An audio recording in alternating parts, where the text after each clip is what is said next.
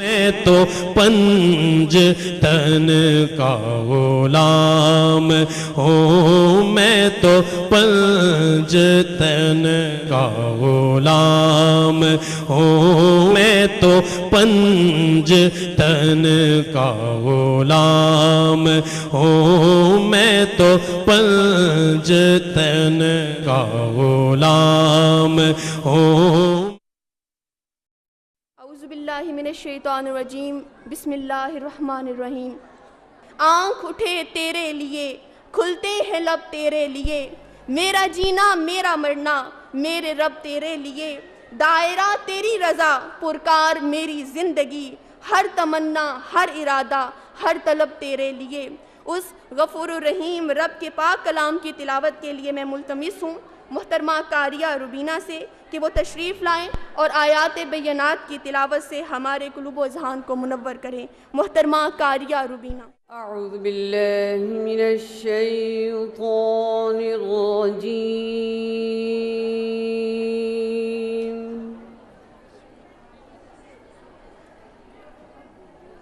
بسم اللہ الرحمن الرحیم۔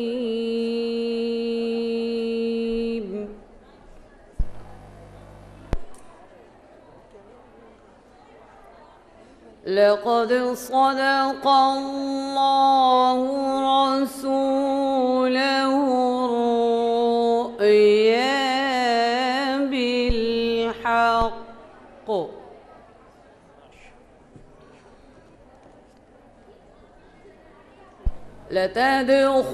لتدخلن المسجد الحرام إن شاء الله آمنين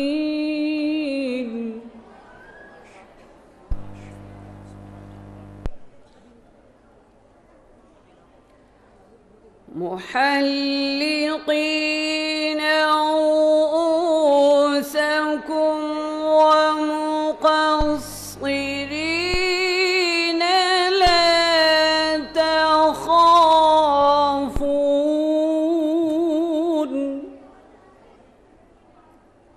فعلم ما لم تعلموا فجعل من دون ذلك فتحا قريبا۔ هو الذي أرسل رسوله بالهدى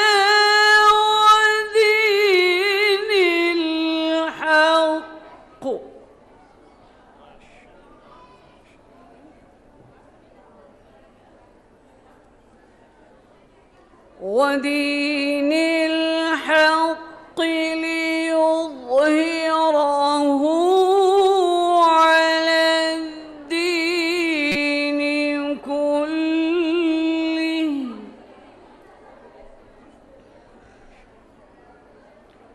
وكفى بالله شهيدا۔ صدق اللہ العظیم۔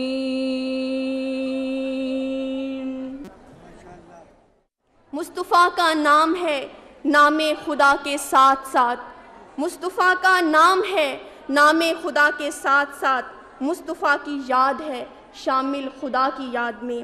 بارگاہ رسالت مآب صلی اللہ علیہ وآلہ وسلم میں ہدیہ نعت پیش کرنے کے لیے میں دعوت دوں گی محترمہ راشدہ افتخار کو کہ وہ آئیں اور ہم سب کی حاضری نعت کی صورت میں آقا علیہ الصلوۃ والسلام کی بارگاہ میں پیش کریں۔ محترمہ راشدہ افتخار۔ یا رحمت للعالمین، یا رحمت للعالمین، الہام جامع ہے تیرا قرآن امامہ ہے تیرا منبر تیرا عرش بری یا رحمت للعالمین یا رحمت للعالمین آئینہ رحمت بدن سانسیں چراغے فکر و فن قرب الہی تیرا گھر الفقر و فخری تیرا دھن خوشبو تیری جوئے کرم آنکھیں تیری باب حرم نور ازل تیری جبی یا رحمت للعالمین یا رحمت للعالمین تیری خاموشی بھی اذان نیندیں بھی تیری رت جگے تیری حیات پاک کا ہر لمحہ پیغمبر لگے خیر البشر رتبہ تیرا آواز حق خطبہ تیرا آفاق تیرے سامعین یا رحمت للعالمین یا رحمت للعالمین قبضہ تیری پرچھائی کا بینائی پر ادراک پر پیروں کی جنبش خاک پر اور آہٹیں افلاک پر گرد سفر کی تاروں زوں مرکب براق تیز رو سائس جبریل امین یا رحمت للعالمین یا رحمت للعالمین تو میں خطاب دیتی ہوں مفسر قرآن، محدث، فقی، دانش عصر حاضر، علم و عرفان کا پیکر، عاشق رسول صلی اللہ علیہ وآلہ وسلم، مجدد رواں صدی، شیخ الاسلام ڈاکٹر محمد طاہر القادری۔ نحمدہ ونصلی ونسلم علی سیدنا و مولانا محمد رسولہ النبی الامین المکین الحنین الکریم الرؤوف الرحیم، اما بعد، بسم اللہ الرحمن الرحیم۔ معزز و محترم مشائخ اعظام، علماء کرام، معزز مہمانان گرامی قدر اور پاکستان کی مختلف یونیورسٹیز سے تشریف لانے والی معزز اور محترم پروفیسرز اور معلمات، محققات اور مربیات، جملہ خواتین اور اس سیدہ کائنات کانفرنس میں شرکت کرنے والی سب مائیں، بہنیں اور بیٹیاں، انتظامیہ سے لے کر استماعیہ تک۔ یہ استماعیہ ایک نیا لفظ ہے جو میں نے ابھی گھڑا ہے، ابھی وضع کیا ہے اور کہہ دیا۔ انتظامیہ کے مقابلے میں یعنی انتظام کرنے والے اور استماعیہ سننے والے۔ سب مبارکباد کے مستحق ہیں جنہوں نے اس عظیم الشان کانفرنس کے اہتمام کے ذریعے اپنا ایک دینی ملی فریضہ ادا کیا، اور وہ معزز خواتین جو دور و نزدیک اور اطراف و اکناف سے تشریف لائیں اور جنہوں نے اپنے خیالات عالیہ کا اظہار کیا، اور ابھی آخری خطاب مجھ سے قبل جو ہوا پروفیسر ڈاکٹر عمر فاطمہ صاحبہ کا، جب میں پہنچا ہوں تو شاید ان کا نام اس سے پہلے گزر چکا تھا، اس وقت میں نے نہیں سنا. تو یہ میری جو مادر علمی ہے پنجاب یونیورسٹی، اس کے شعبہ علوم اسلامیہ ہوتا تھا، اب تو فیکلٹی ہے، فیکلٹی آف اسلامک اسٹڈیز کی ڈین ہے. تو یہ گویا اس یونیورسٹی اور اس فیکلٹی کی نسبت سے ایک تعلق بھی ہے میرا کہ میں نے ایک زمانہ وہاں گزارا ہے، طالب علمی کا زمانہ. وہ پڑھایا تو میں نے پھر پنجاب یونیورسٹی لاء کالج میں ہے سارا ہی عرصہ.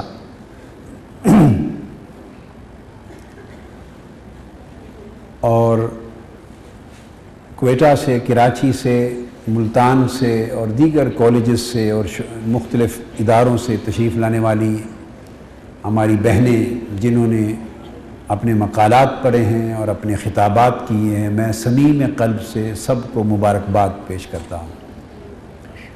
اور یہ ایک خوبی کی بات ہے، اگر آپ تالیوں سے اجتناب کریں اور یہ وقت بھی تھوڑا بچ جائے جو میں کچھ بات کہہ سکوں اور آپ سن سکیں. اور نعرے کے لیے میں نے پہلے کہا ہے کہ میرے نعرے لگانے کی قطعاً اجازت نہیں ہے، بین ہے. جب جوش میں آئیں، طبیعت میں فرحت ہو، ایک کیف و سرور ہو روحانی، تو آپ نعرہ تکبیر لگائیں، نعرہ رسالت لگائیں، سیدہ کائنات کے اسم مبارک کا نعرہ بلند کریں، ان کی عظمت کا نعرہ بلند کریں. تو میرا نعرہ اللہ کے درمیان میں ان کے ذکر سے جو مقدس ماحول پیدا ہوتا ہے اس کو گدلا نہ کریں. میرے نعرے سے تو گدلا پانی پیدا ہوگا. اللہ اکبر.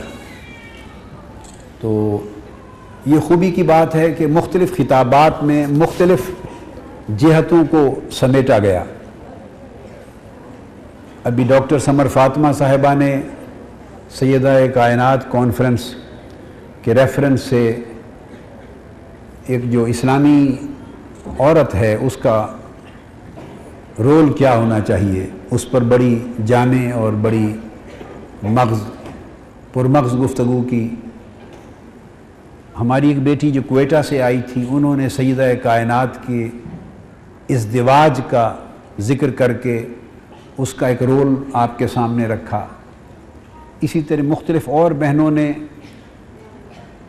مختلف پہلوؤں پر روشنی ڈالی. ٹیکسٹ بورڈ کی جو چیئرپرسن تھیں ڈاکٹر فوزیہ سلیمی صاحبہ، انہوں نے بڑی جامع گفتگو کی اور مختلف پہلو سیدہ کائنات کے حوالے سے اور آج کی جو عورت ہے امت مسلمہ کی تو اس کی ذمہ داریوں کے حوالے سے گفتگو کی. ایک جامع گفتگو ہمہ جہت مختلف پہلوؤں کے لحاظ سے مختلف مقررات نے کی ہے. میں ذرا میرے ذہن میں تھا کیونکہ وقت کی قلت ہے کہ میں اپنی گفتگو کو 2 حصوں میں تقسیم کرتا. پہلا حصہ تو وہ جس کا میں نے ذکر کیا ہے کہ سیدہ کائنات سیدہ فاطمۃ الزہرا رضی اللہ تعالی عنہا قرآن میں، یہ موضوع ہے میرا. سیدہ کائنات قرآن میں یا سیدہ کائنات قرآن کی نگاہ میں.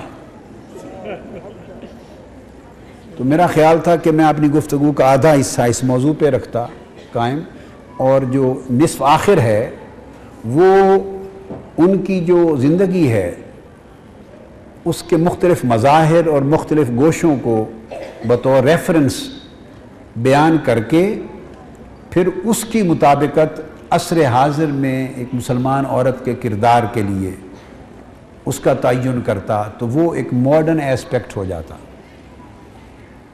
لیکن مجھے اب معلوم نہیں ہے کہ وقت اور آپ لوگوں کی واپسی بھی، اور مجھے یہ بھی معلوم ہے کہ آپ ہی نے اپنے گھروں میں بیشتر خواتین نے جا کے افطار کا اہتمام بھی آپ نے کرنا ہے. یہ بھی ان اخلاقی ذمہ داریوں کا حصہ ہے، شرعی ذمہ داریوں کا نہیں، جو آپ اپنے شوہروں پر بطور احسان کرتی ہیں.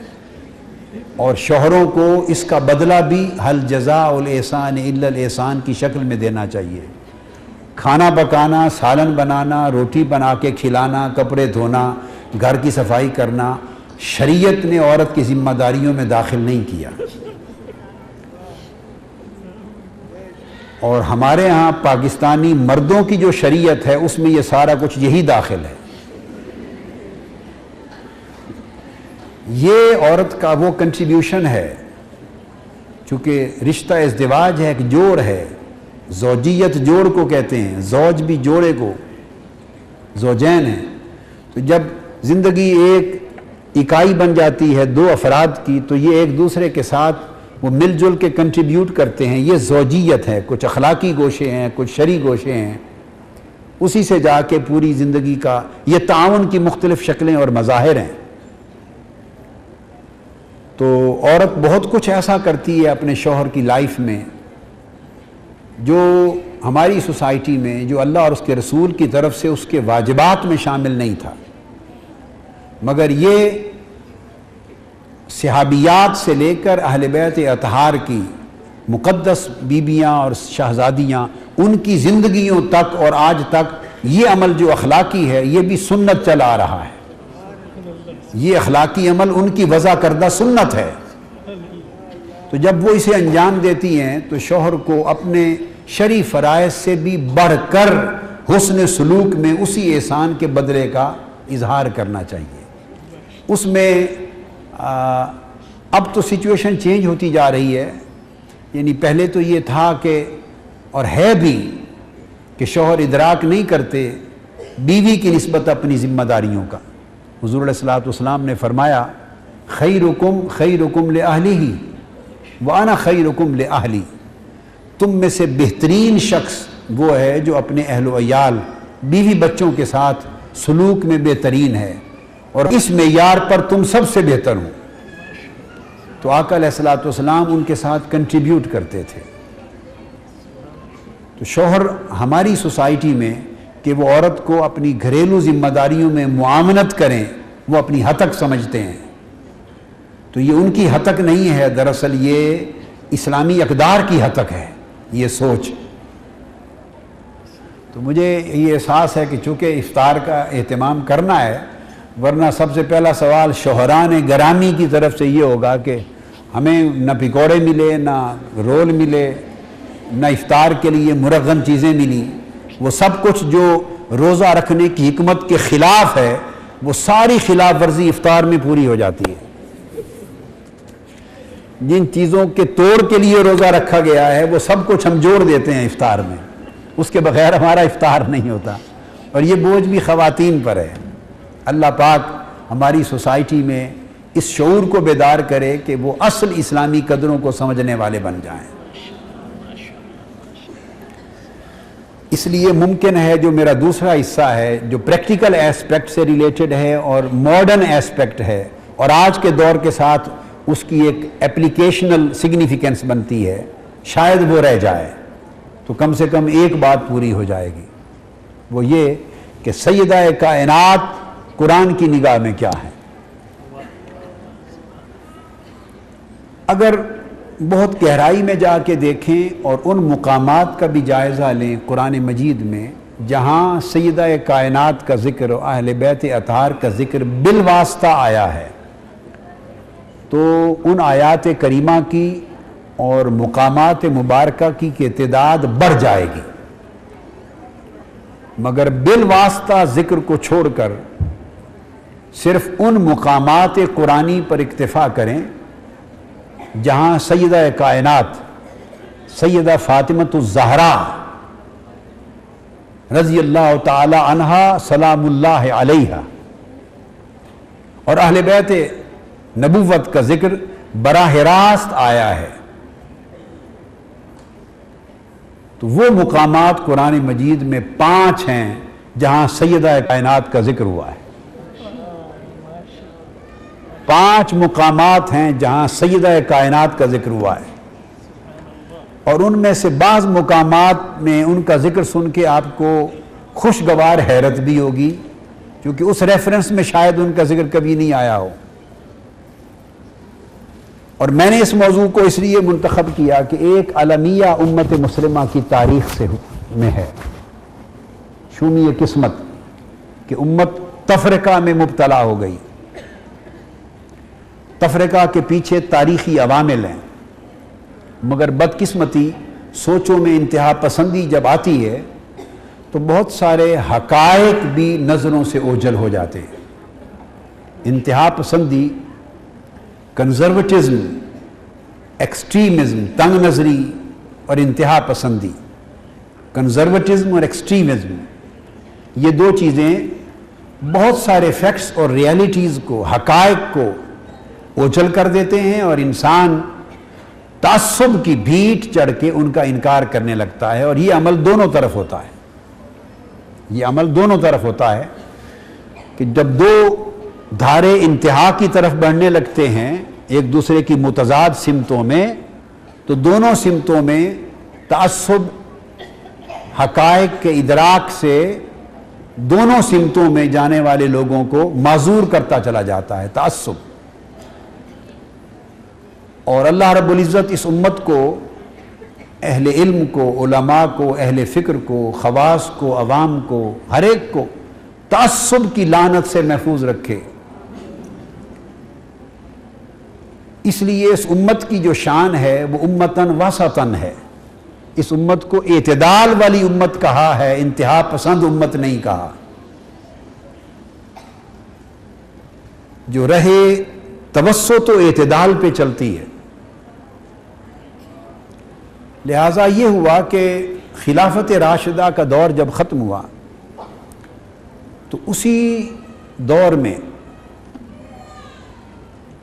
سیدنا علی المرتضیٰ رضی اللہ تعالیٰ عنہ کے دور خلافت میں، اور وہ چونکہ خلافت راشدہ کا پیریڈ تھا، دمشق میں ایک متوازی حکومت کا اعلان کر دیا گیا تھا،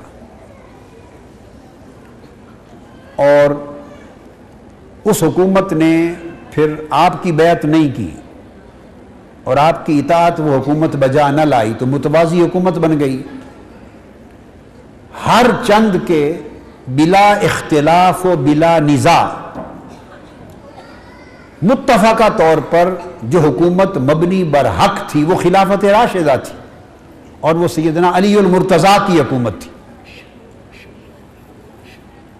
مگر 2 متوازی حکومتوں کے بن جانے سے ایک نیچرل ایفیکٹ ہے کہ سوچوں کے دھارے بھی بننے لگے، پھر ان کے موافقین اور حامی بھی پیدا ہونے لگتے ہیں، اور حاشیہ بردار بھی جنم لیتے ہیں، اور پھر ڈسپیوٹس بھی ہوئے، اختلافات بھی ہوئے، مزاحمتیں بھی ہوئی، تصادم بھی ہوئے، جنگیں بھی ہوئیں۔ ہر ممکن کوشش ہوئی کہ پوری امت امر حق پر یعنی خلافت راشدہ پر مجتمع ہو جائے، مگر نہ ہو سکا۔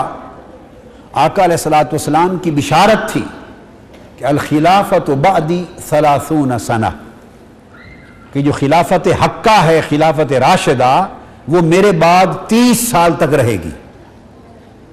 یہ حدیث ہے، اور بہت سے ائمہ حدیث نے شواہد اور توابع کے ساتھ، یہ اصول حدیث کی 2 اصطلاحیں ہیں، اس حدیث کی تائید اور تصریح کی ہے بہت سارے ائمہ حدیث نے اور علماء حدیث نے۔ تو 30 برس مکمل ہوتے ہیں سیدنا علی المرتضیٰ کے دور کے ختم ہونے اور سیدنا امام حسن مجتبیٰ کے 6 مہینے کی خلافت پر۔ وہ بھی 6 مہینے تک ان کے پاس خلافت راشدہ رہی. تو یہ پیریڈ 30 برس کا ہے. پھر امت میں وحدت پیدا کرنے کے لیے انہوں نے ودڈرا کیا اور ایک بہت بڑے عظیم ایثار کی, قربانی کی, اور وحدت امت کی خاطر ایک بہت بڑا قابل تقلید نمونہ اور ایک مثال پیش کی. اور اس کی بیک گراؤنڈ بھی یہ کہ یہ بشارت بھی آقا علیہ الصلوۃ والسلام نے دی تھی, اور صحاح ستہ میں احادیث صحیحہ ہیں کہ آپ نے حضرت امام حسن مجتبی چھوٹے بچے تھے, ان کی طرف اشارہ کر کے فرمایا یہ میرا بیٹا حسن سید ہے اور یہ میری امت کے 2 بہت بڑے گروہوں کے درمیان صلح کرائے گا. صلح کرائے گا. 2 حدیثیں ریلیونٹ ہیں.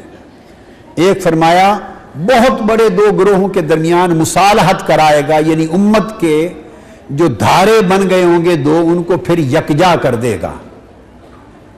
ایک یہ بشارت دی تھی, اور ایک بشارت یہ دی تھی جو صحیح بخاری میں, صحیح مسلم میں, صحاح ستہ میں متفق علیہ حدیث ہے, دوسری بھی, اور بہت سی طرق اور اسانید کے ساتھ یہ حدیث آئی ہے, بہت سے طرق اور اسانید کے ساتھ, اور متفق علیہ. دوسری بات, وہ جو 2 گروہ ہیں امت کے بڑے گروہ, جن میں یہ حسن, حضور علیہ السلام نے فرمایا میرا بیٹا حسن جو سید ہے یہ صلح کرائے گا اور 2 دھڑوں کو ایک کر دے گا, یعنی امت مجتمع ہو جائے گی. ان 2 دھڑوں کو بھی ڈیفائن کیا کہ ہوں گے تو اسی امت میں سے, اور مسلمانوں کے ہی 2 دھڑے ہوں گے, مگر متعین کر دیا کہ ان میں سے ایک دھڑا باغی ہوگا, ایک حق پر ہوگا. اور وہ اس طرح متعین کیا کہ حضرت عمار بن یاسر رضی اللہ تعالیٰ عنہ وہ حضور علیہ الصلوۃ والسلام کی خدمت میں بیٹھے, اور آقا علیہ السلام انہیں خطاب کرتے ہیں اور انہیں مخاطب ہو کر فرماتے ہیں کہ عمار تم ایک باغی گروہ کے ہاتھوں شہید کیے جاؤ گے. فرمایا تم ایک باغی گروہ کے ہاتھ سے شہید کیے جاؤ گے. اور حضرت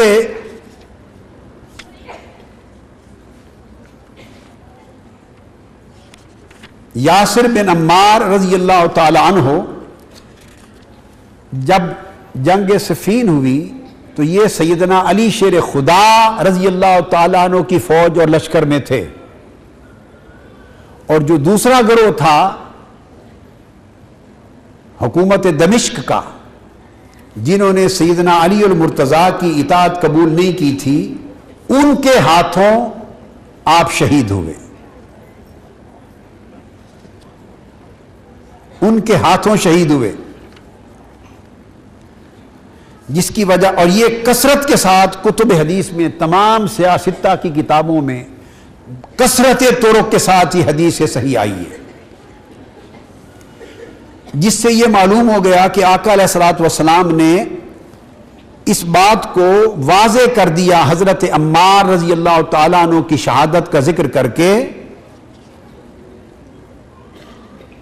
یہ صحیح مسلم جس کو حضرت ام سلمہ رضی اللہ تعالیٰ عنہ نے روایت کیا ہے کہ حضرت عمار کو حضور نے فرمایا کہ تمہیں الفئۃ الباغیہ, باغی گروہ تمہیں قتل کرے گا, تمہیں شہید کرے گا. ام المومنین ام سلمہ رضی اللہ تعالی عنہا انہوں نے بھی اسے روایت کیا, اور صحیح اسناد کے ساتھ ابو سعید خدری رضی اللہ تعالی عنہ نے بھی اس کو روایت کیا, اور کثرت کے ساتھ. یعنی آپ یوں سمجھ لیں کہ کوئی 50 سے زائد ائمہ حدیث ہیں اور کتب حدیث ہیں صحاح ستہ اور اس کے علاوہ, اور درجنوں صحابہ ہیں کہ جس کی تعداد آپ گن نہیں سکتے, جس حدیث صحیح کو اسناد صحیح کے ساتھ اس کو روایت کیا گیا ہے.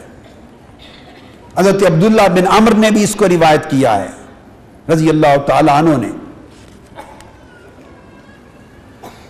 چنانچہ حضور علیہ الصلوۃ والسلام نے یہ فرمایا کہ 2 گروہ ہوں گے میری امت سے فرقتین، ان میں سے ایک حق کے قریب تر اور حق پر ہوگا، اور دوسرا فرمایا کہ وہ اس نے خلافت راشدہ سے بغاوت اختیار کر لی ہوگی، وہ جو گروہ ہوگا الفئۃ الباغیہ، ان کے ہاتھوں عمار کی شہادت ہوگی۔ تو حضرت عمار رضی اللہ تعالی عنہ اس جنگ میں شہید ہوئے، وہ حضرت علی کے لشکر میں تھے اور دوسرے گروہ کے ہاتھوں شہید ہوئے۔ تو حضور علیہ الصلوۃ والسلام نے یہ بشارت بھی واضح طور پہ فرما دی کہ وہ گروہ خلافت راشدہ کا باغی گروہ ہوگا، اور دونوں کے لیے فرمایا کہ ہوں گے مسلمان میری امت میں سے، میری امت میں سے مسلمان ہوں گے، کوئی کافر نہیں کہلائے گا، نہ کسی کو کہنے کی اجازت ہوگی، جو کافر کہے گا ان میں سے کسی ایک کو وہ گویا فرمان محمدی، فرمان نبوی کا منکر ہے۔ چونکہ آقا علیہ السلام نے ایک بشارت یہ دی اور ایک یہ دی کہ میرا بیٹا حسن 2 مسلمان بڑے گروہوں کے درمیان صلح کرائے گا۔ حق پر کون ہوگا، غلطی پر کون ہوگا، اس کی بھی صراحت کر دی، اور 2 مسلمان گروہوں میں وحدت پیدا کرنے کا عمل، امت پر اتنا بڑا احسان میرا بیٹا حسن کرے گا، اس کی بھی صراحت کر دی۔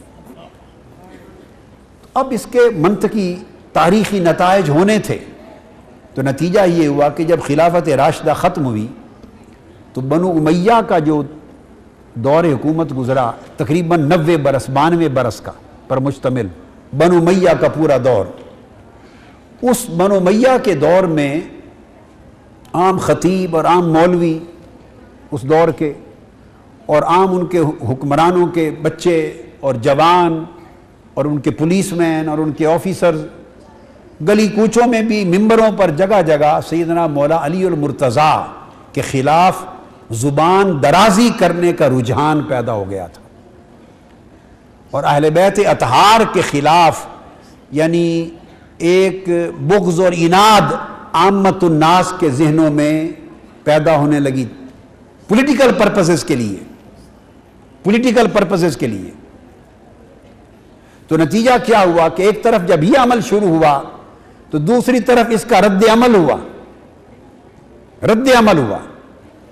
جب رد عمل ہوا تو پھر وہ گروہ جو اپنے آپ کو شیعان علی کہتا تھا، حضرت علی کا گروہ اور ان کے ساتھ موافقت رکھنے والے، وہ بھی ایکسٹریم کی طرف جانے لگے، اور اس سے فائدہ اٹھایا بنو عباس نے، اور حضرت علی اور اہل بیت کی محبت سے فائدہ اٹھا کر بنو عباس الٹیمیٹلی اقتدار پر آئے، بنو امیہ سے انتقام لیا۔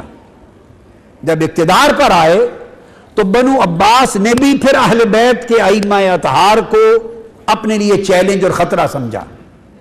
تو نتیجہ یہ ہوا کہ بنو عباس جو اہل بیت کی محبت کا نعرہ لگا کر اقتدار میں آئے اور بنو امیہ سے انتقام لے کر اقتدار میں آئے، جب کرسی سنبھال لی تو وہ خود سب سے بڑے دشمن بن گئے، وہ بھی اہل بیت کے۔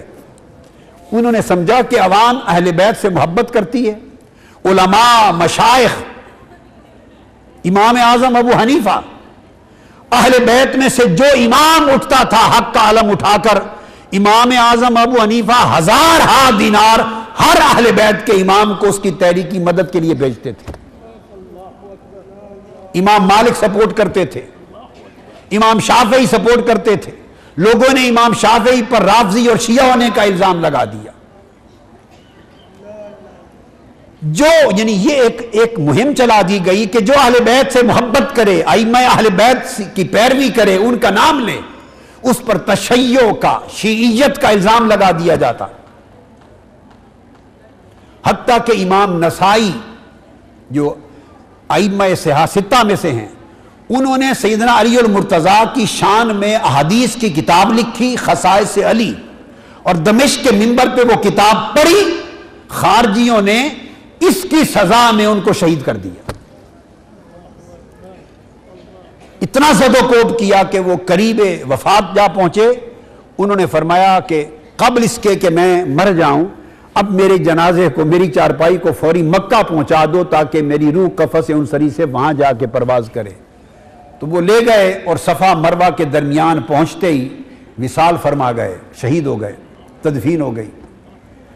حضرت علی کی شان میں یہ کتاب خصائص علی سیدنا امام نسائی نے، جو سنن نسائی کے مؤلف ہیں، یہ حدیث کی کتاب لکھی، اور جب لکھی تو خارجی لوگ کھڑے ہو گئے، انہوں نے کہا کہ ایسی فضیلتیں اور منقبتیں احادیث میں جو آپ نے حضرت علی کی سنائی ہیں وہ کچھ حضرت امیر معاویہ کی بھی سنائیں، ایسے فضائل اور مناقب۔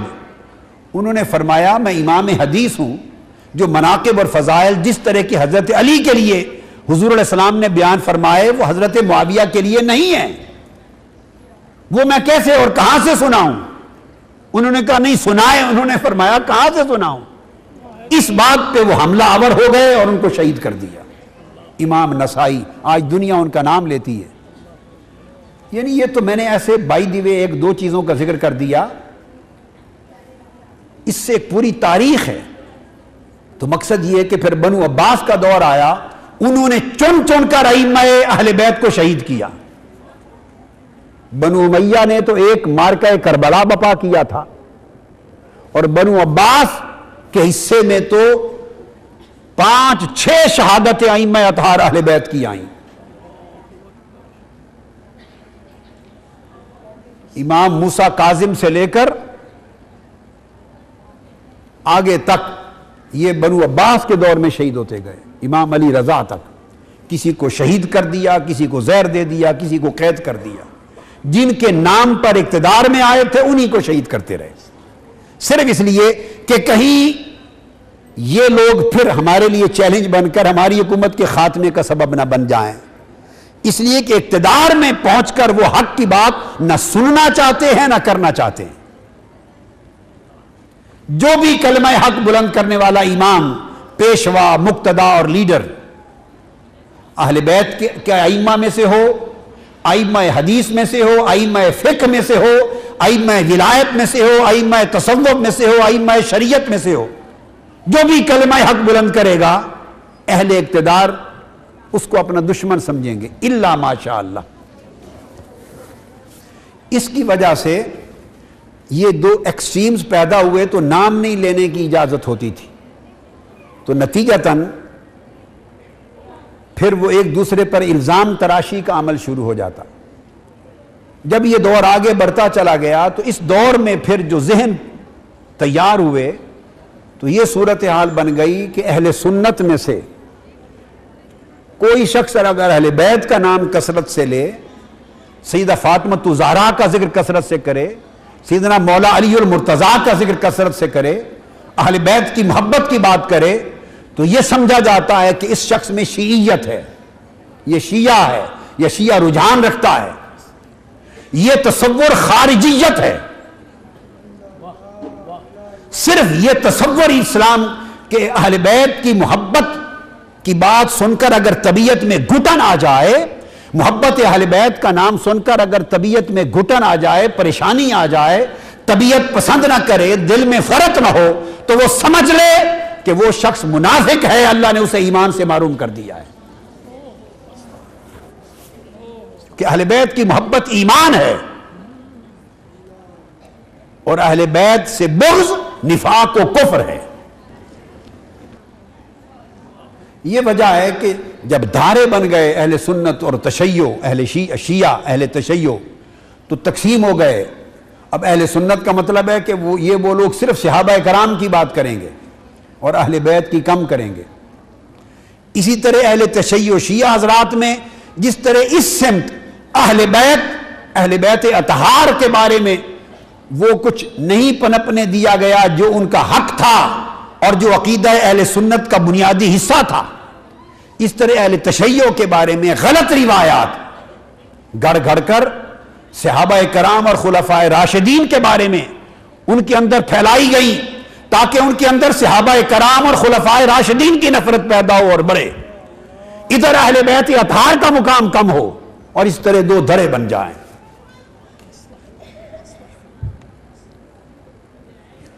لہذا خلفائے راشدین اور صحابہ کرام سے نفرت بھی سری گمراہی ہے اور اپنے آپ کو ایمان کی دولت سے محروم کر دینے کے مترادف ہے، اور اہل بیت اطہار کی محبت سے محرومی بھی گمراہی اور ایمان سے محروم ہو جانا ہے۔ اس لیے میں نے چاہا کہ آج یہ موضوع اس کا انتخاب کروں تاکہ اس پر میں قرآن مجید کی روشنی میں اور پھر جو ائمہ اہل سنت، ائمہ حدیث اور ائمہ تفسیر ہیں انہوں نے جو اس کے اوپر تصریح کی ہے اس کی روشنی میں اس بات کو سمجھا سکوں کہ اصل عقیدہ اہل سنت کا کیا ہے سیدہ کائنات کی۔ پہلا ریفرنس جو میں دے رہا ہوں سیدہ کائنات قرآن میں، تو میں آغاز کرتا ہوں اس مقام سے جو قرآن مجید میں سب سے آخر میں آیا ہے، اور وہ سورہ کوثر ہے، اور وہ ایک حسین ذکر ہے سیدہ کائنات کا، تو میں نے چاہا کہ آغاز وہاں سے کروں۔ سورہ کوثر سے کون واقف نہیں ہے؟ اعوذ باللہ من الشیطان الرجیم، بسم اللہ الرحمن الرحیم، انا اعطیناک الکوثر، اے حبیب مکرم صلی اللہ علیہ وسلم، بے شک ہم نے آپ کو کوثر عطا کر دی۔ فصلی لربک وانحر ان شانئک ھو الابتر، آپ اپنے رب کے لیے نماز پڑھا کریں اور قربانی دیں، اور بے شک آپ کا دشمن ہی ابتر، آپ کا دشمن ہی ابتر ہے، یعنی ہر خیر سے محروم اور دوام سے محروم رہ جانے والا منقطع النسل ہے، وہ باقی نہیں رہے گا، آپ کا دشمن باقی نہیں رہے گا۔ یہ جو سورہ کوثر ہے اس میں لفظ کوثر کے درجن سے زائد معانی ہیں، لفظ کوثر کے 1 درجن سے زائد معانی جو ہماری کتب میں ائمہ تفسیر نے اور ائمہ حدیث نے روایت کی ہیں، اور سب سے اعلیٰ معنی الکوثر کا الخیر الکثیر ہے، جسے امام بخاری نے صحیح بخاری کی کتاب التفسیر میں روایت کیا ہے، الخیر الکثیر۔ اس میں سارے معنی آ جاتے ہیں، ہر خیر کی کثرت کوثر میں ہے، ہم نے آپ کو ہر خیر کی بے انتہا کثرت عطا کر دی، اور معروف ترین معنی کوثر کا نہر کوثر ہے جو جنت میں ہے، یہ بھی حدیث صحیحہ میں ہے، اور دوسرا معروف ترین معنی حوض کوثر ہے جو قیامت کے دن جس پر سے آقا علیہ السلام اپنی امت کو پلائیں گے اور پیاس بجھائیں گے۔ سو 3 معنی وہ ہیں جو آپ نے اکثر و بیشتر سنے، نہر کوثر بھی سنا، حوض کوثر بھی سنا، الخیر الکثیر زیادہ نہیں سنا، مگر بتا رہا ہوں کہ سارے معانی سے جامع معنی جسے امام بخاری نے کتاب التفسیر میں روایت کیا وہ الخیر الکثیر ہے، صحابہ کرام سے اور تابعین سے، اور پھر فرمایا کہ جب الخیر الکثیر ہر خیر کی کثرت آ گئی کوثر میں تو نہر کوثر بھی اسی میں آ گئی اور حوض کوثر بھی اسی میں آ گئی اور ساری خیرات اسی میں داخل ہو گئی۔ یہ بات کہہ کر اب امام فخر الدین رازی رحمت اللہ علیہ نے، جن کی معروف تفسیر الکبیر ہے، امام فخر الدین رازی، اب میں تفسیر الکبیر امام فخر الدین رازی کی کوٹ کر رہا ہوں۔ انہوں نے سب سے زیادہ تمام ممکنہ معانی کو اپنی کتاب التفسیر الکبیر میں امام فخر الدین رازی نے جمع کر دیا ہے۔ ان معنی میں وہ تیسرا معنی بیان کرتے ہیں القول الثالث، تفسیر کبیر یاد رکھ لیں امام فخر الدین رازی۔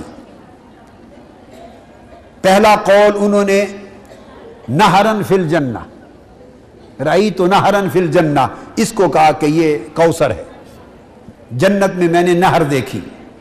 دوسرا قول حوض کوثر کا بیان کیا۔ تیسرا قول میں کوٹ کرنا چاہتا ہوں جو امام فخر الدین رازی نے روایت کیا، القول الثالث، وہ فرماتے ہیں کہ الکوثر، اس کا تیسرا معنی ہے حضور علیہ الصلوۃ والسلام کی نسل اور اولاد کی کثرت۔ अलकौसर औलादुहु, हुजूर की नस्ल और जुर्रियत तैयबा की कसरत का क़यामत तक बाकी रहना। फरमाते हैं अल कौसर का माना यह है, और ये 12 मानी में से तीसरा एक माना है। और इमाम फखरुद्दीन राजी इसकी वजह बयान करते हैं, फरमाते हैं कि वजह यह है इन्नमा नाज़लत रद्दन अला मन आबहु अलैहिस्सलाम बिअदमिल औलाद। ये आस बिन वाइल एक शख्स था बदबख्त, और मुख्तलिफ रिवायात में और कुफार और मुशरिकीन के नाम भी आए हैं, मगर कसरत के साथ रिवायात में आस बिन वाइल का नाम आया है। उस बदबख्त ने आका अलैहिस्सलाम को ताना दिया जब आपके साहबजादे का इंतकाल हुआ, हजरत कासिम का। किसी रिवायत में हजरत इब्राहीम का जिक्र आया है, अलग अलग तुरुक से आइम्मा ने रिवायात दी हैं। जब साहबजादे का इंतकाल हुआ तो उसने हुजूर अलैहिस्सलाम को अबतर कहा, माज़अल्लाह। और अबतर कहते हैं कि जिसकी नस्ल बाकी ना बचे, नस्ल चुके चलती है बेटे से। आपको मालूम है बेटियां तो दूसरे घर में चली जाती हैं, और फिर उसके बतन से जो औलाद होती है वो तो ससुराल की नस्ल होती है, ससुराली नस्ल कहलाती है। और अपनी नस्ल जो चलती है किसी की, वो तो बेटे से चलती है। जब औलाद ज़ुकूर बेटे न रहे, विसाल फरमा गए, तो उन काफिरों और मुशरिकों ने आका अलैहिस्सलाम को ताना दिया कि ये अबतर हैं, मुनक़ति और नस्ल हो गए, इनकी नस्ल कट गई। अब मोहम्मद का माज़अल्लाह नाम लेने वाला दुनिया में कोई नहीं रहेगा, इसकी नस्ल कट गई। इस पर इमाम फखरुद्दीन राजी रहमतुल्लाह अलैह ने फरमाया कि उनके इस ताने के रद्द में अल्लाह तबारक व तआला ने सूरह कौसर को नाजिल किया। यह बात काबिल तवज्जो है। इसके शान नुज़ूल की सबसे ज्यादा करीब तरीन मुताबिकत और मुवाफ़क़त इस माना के साथ बनती है। हर चंद के पहले दो माना आला और अरफा हैं, ज्यादा मकबूल हैं और मारूफ हैं, मगर शान नुज़ूल करीन है, इसके करीब है कि ये नाजिल हुई जब आका अलैहिस्सलाम को ताना दिया गया कि जब कोई बेटा ना रहा कि अब इसकी नस्ल कट गई, उस पर ये सूरत नाजिल हुई।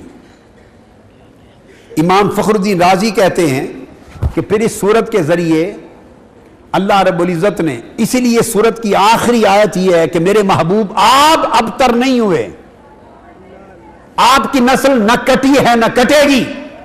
इन्ना शानिअका हुवल अबतर, आपके दुश्मन की नस्ल कट जाएगी।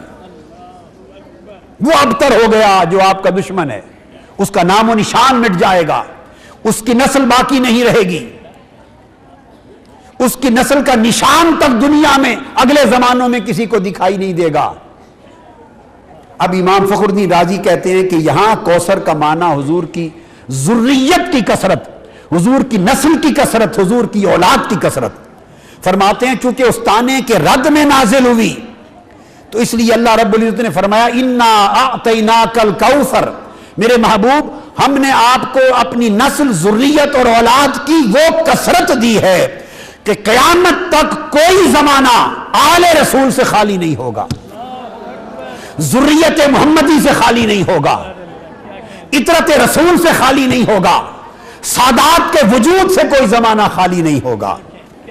तो इमाम फखरुद्दीन राजी फरमाते हैं कि आतैनाकल कौसर का एक तीसरा माना यह है कि मेरे महबूब, ये दुश्मन जो आपको अबतर का नस्ल कट जाने का ताना देते हैं, हमने आपको बशक्ल कौसर क़यामत तक सबसे ज्यादा बाकी रहने वाली नस्ल और ज़ुर्रियत अता कर दी है।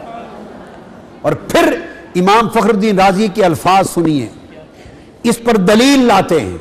वो फरमाते हैं फंजुर कम कोतिला मिन अहलिल बैत सुम्मल आलम मुमतलियुम मिनहुम, फरमाते हैं लोगों देखो अहले बैत के कितने नुफूस से कुदसिया को चुन चुन के शहीद कर दिया गया, अहले बैत मोहम्मदी के कितने अफराद शहीद किए गए, और कितनी कसरत के साथ अहले बैत की शहादतें हुई।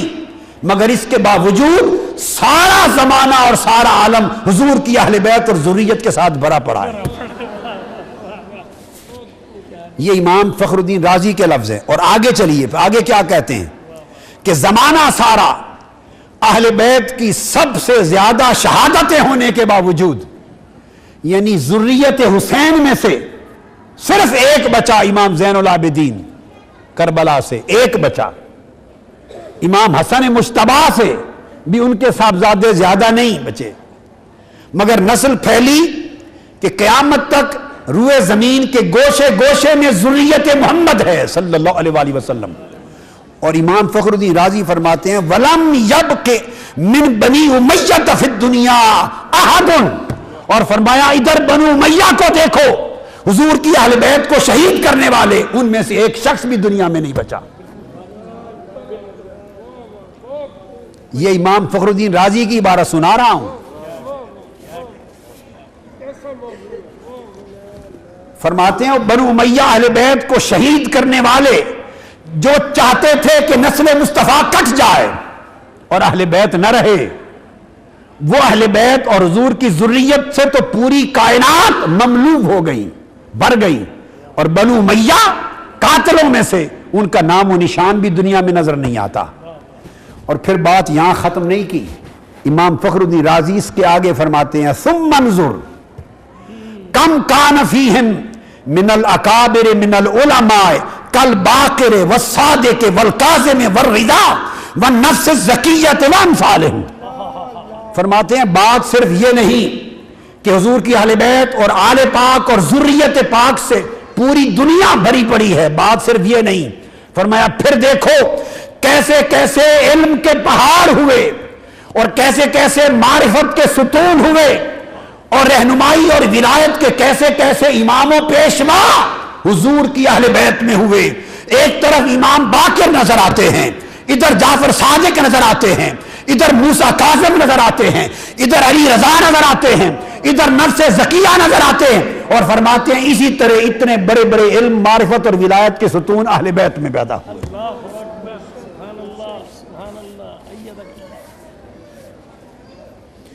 یہ امام فخر الدین رازی کا جو ریفرنس میں نے دیا، اس کی تائید میں دو تین ریفرنس امپورٹنٹ اور بھی دے دوں، چونکہ پوری دنیا میں یہ بات جا رہی ہے اور لوگ اہل علم توجہ سے سن بھی لیں گے، سمجھ بھی لیں گے.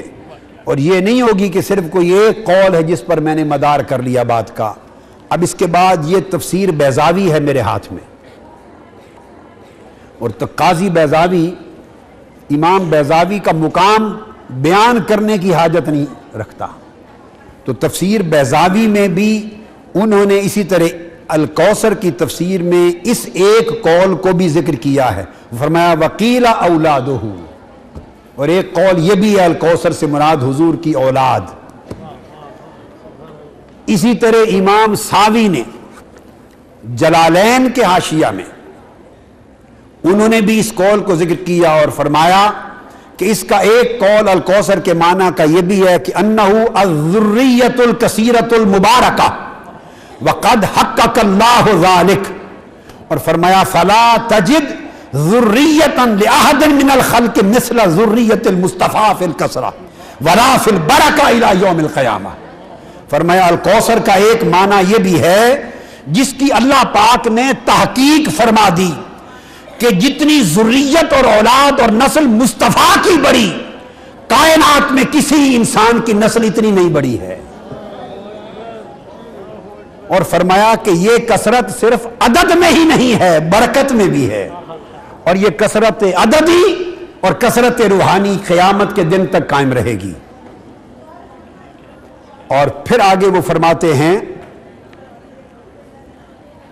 کہ یہ آیت جب نازل ہوئی سورہ کوثر، فرماتے ہیں کہ هو اول من مات من اولادہ، حضور کے 7 اولادیں تھیں، حضرت قاسم، حضرت عبداللہ جن کو طیب و طاہر بھی کہتے تھے، اور حضرت ابراہیم. 3 صاحبزادے تھے اور 4 صاحبزادیاں تھیں، حضرت زینب، حضرت رقیہ، حضرت ام کلثوم اور حضرت فاطمہ، ساری اولاد حضرت خدیجہ الکبریٰ رضی اللہ تعالی عنہ سے تھی، سوائے ایک صاحبزادے حضرت ابراہیم کے، وہ حضرت ماریہ قبطیہ سے تھے۔ اب امام سعدی لکھتے ہیں کہ یہ سارے ساتوں کے ساتوں حضور کی حیات طیبہ کے اندر وصال فرما گئے، 7 میں سے 6 حضور کی حیات طیبہ میں وصال فرما گئے۔ وَمَاتُوا جَمِيعًا فِي حَيَاتِهِ إِلَّا فاطمہ۔ اب میں اس موضوع کی طرف آ رہا ہوں کہ فاطمہ کا ذکر قرآن میں کیسے؟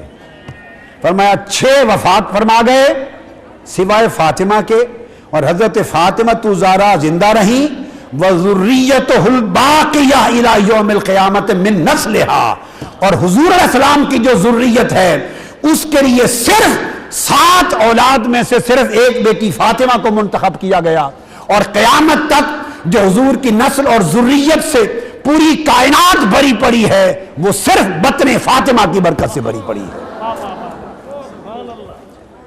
یہ جو حضور کی ذریت کی کثرت کو کوثر کہا، اس کوثر کا جو نہر کوثر ہے، نہر کوثر ذریت، وہ فاطمۃ الزہرا ہے۔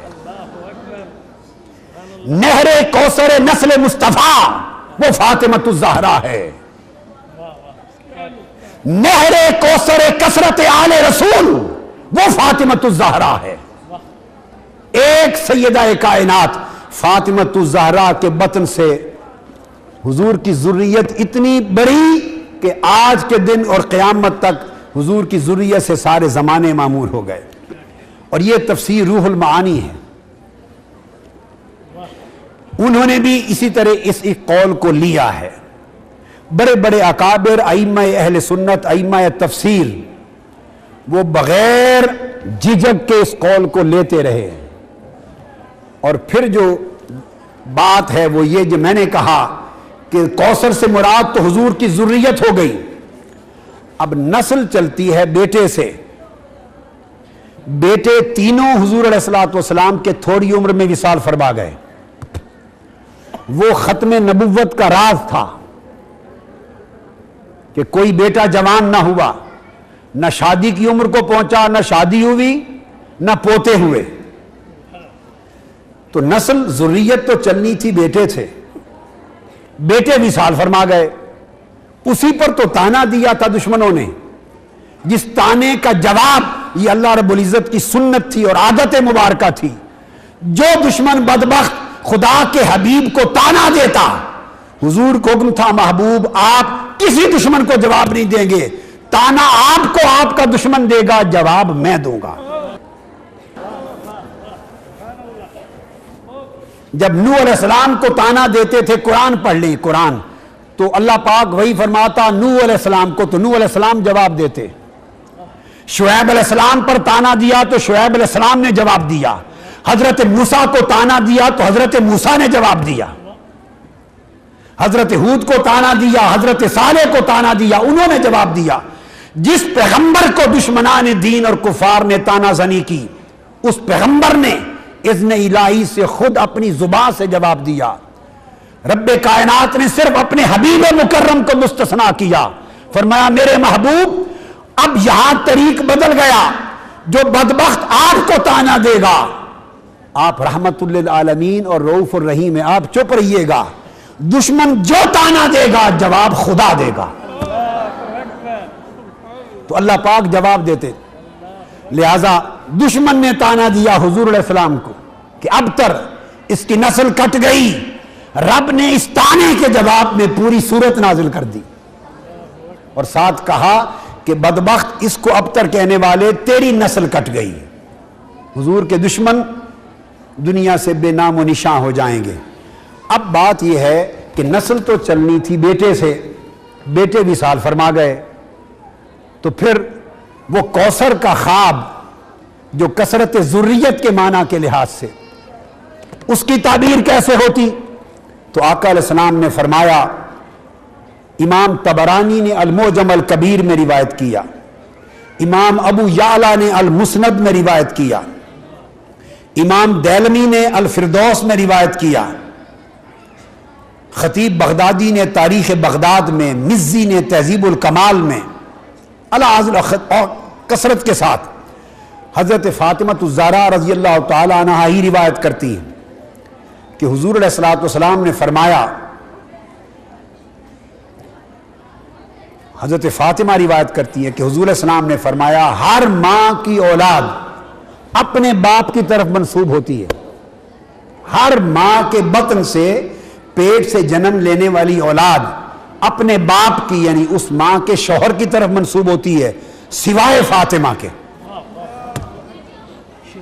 فرمایا فاطمہ کی اولاد میری ہوگی، فاطمہ کی اولاد میری ہوگی. وقال فانا ولیہم وانا عصبتہم، میں ہی ان کا ولی ہوں، میں ہی ان کا عصبہ ہوں، میں ہی ان کا باپ ہوں.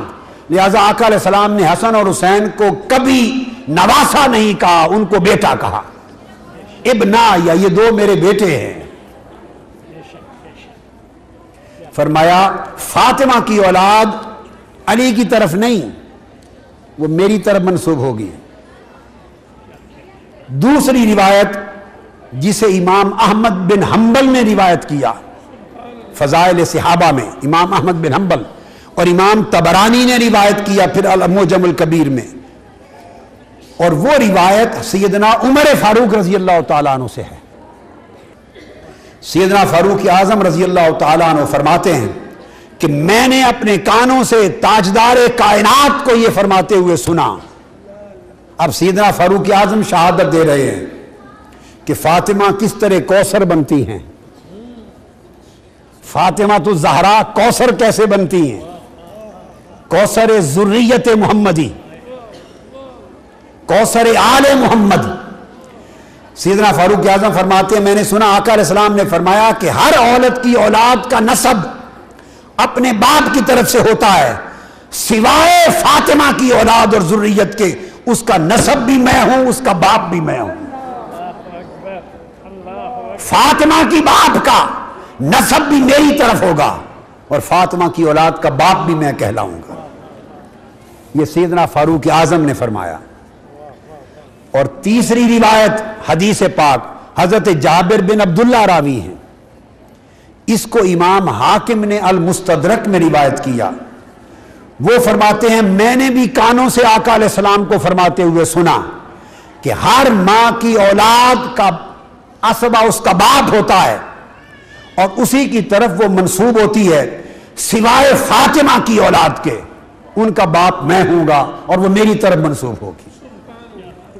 اب اس حدیث کی تعبیر یہ ہوئی کہ چونکہ ابتر کے تانے کا جواب اللہ نے دیا میرے محبوب، میں آپ کی نسل اور ذریت کو اتنا بڑھاؤں گا اور اس میں اتنی کثرت و برکت پیدا کروں گا کہ قیامت تک آپ کی نسل و ذریت باقی رہے گی، آپ کے دشمنوں کی نسلیں مٹ جائیں گی. مگر چونکہ بیٹا آپ کا جوان نہیں ہوا، اور کسی بیٹے کا جوان ہونا مقصود نہیں، یہ ایک الگ سبجیکٹ ہے، اس کی حکمت ختم نبوت کے مسئلے میں ہے، وہ ایک الگ سبجیکٹ ہے. تو چونکہ بیٹا زندہ نہیں رہا، لہذا ہم آپ کی نسل اور ذریت کو قیامت تک پھیلانے کے لیے بیٹے کا مقام فاطمہ کو دیتے ہیں.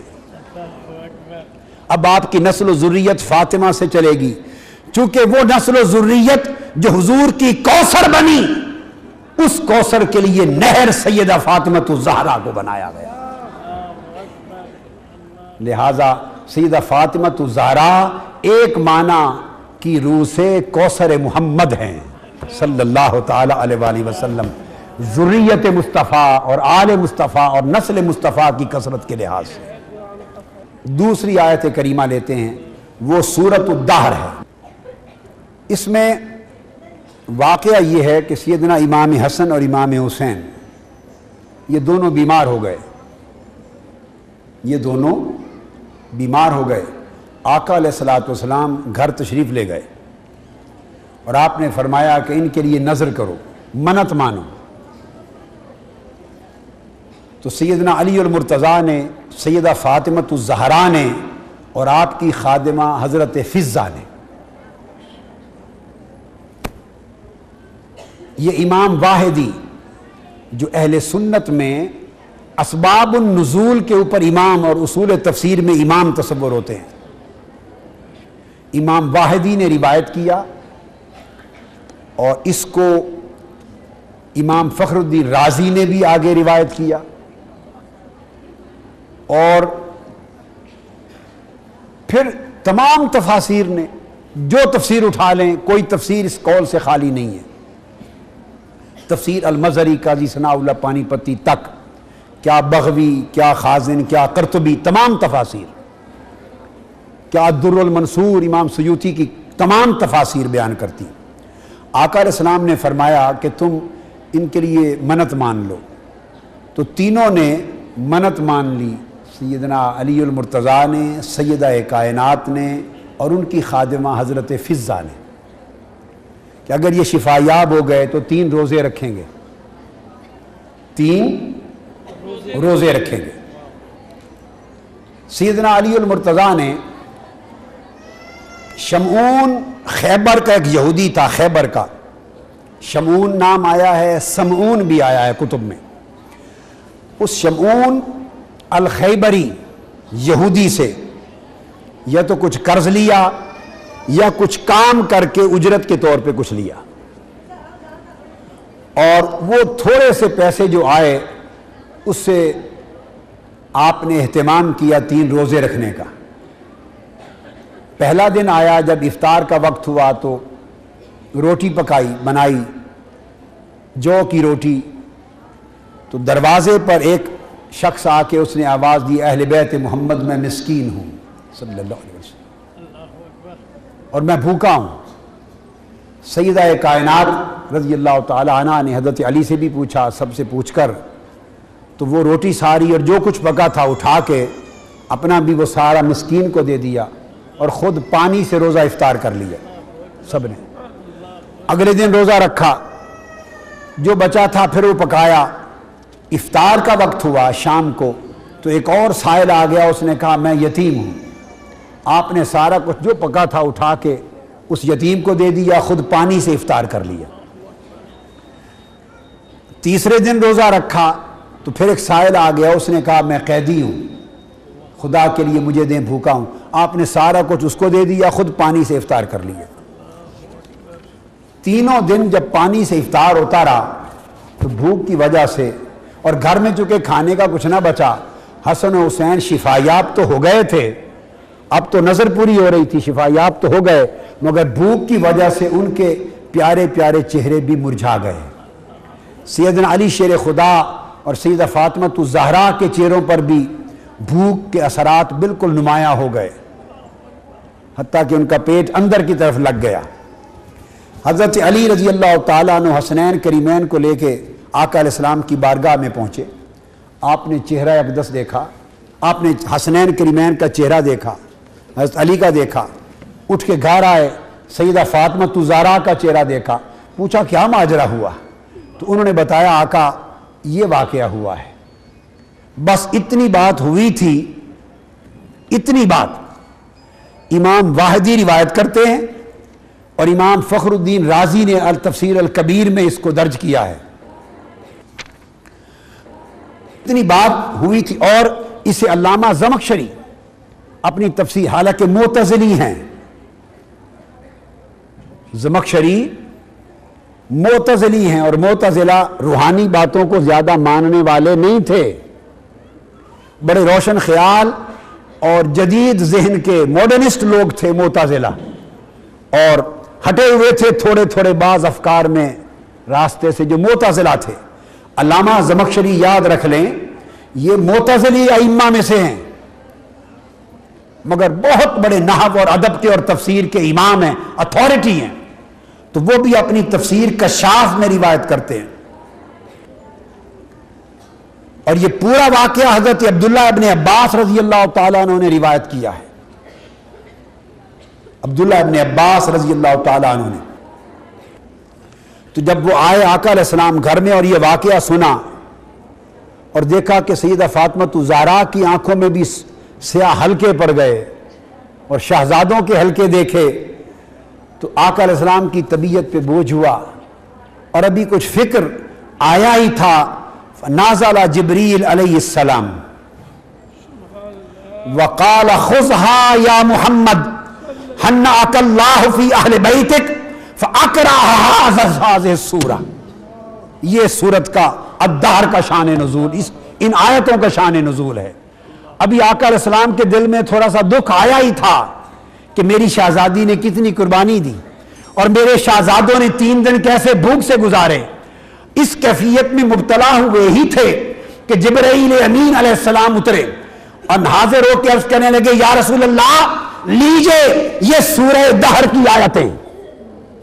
اللہ تعالیٰ نے سورہ دہر کی یہ آیتیں تحفہ بھیجی ہیں آپ کی اہل بیت فاطمۃ الزہرا کے لیے اور آپ کو مبارک ہو. اور اس کے بعد سورت دہر کی یہ آیتیں تلاوت کر دیں، ان کی شان میں نازل ہوئی. اب وہ آیتیں کیا تھیں؟ وہ آیتیں یہ تھیں، میں وہ آیتیں پوری پڑھ دوں.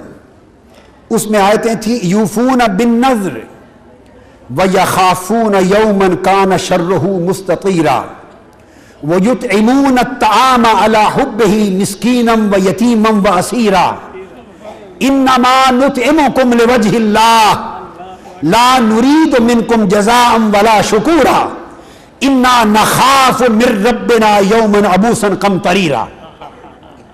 یہ آیتیں لے کے نازل ہو گئے جبرائیل امین اور عرض کیا یا رسول اللہ یہ آیتیں لیجئے سیدہ فاطمۃ الزہرا اور ان کے گھرانے کے لیے، آپ کی اہل بیت کے لیے اللہ نے تحفہ بھیجا ہے.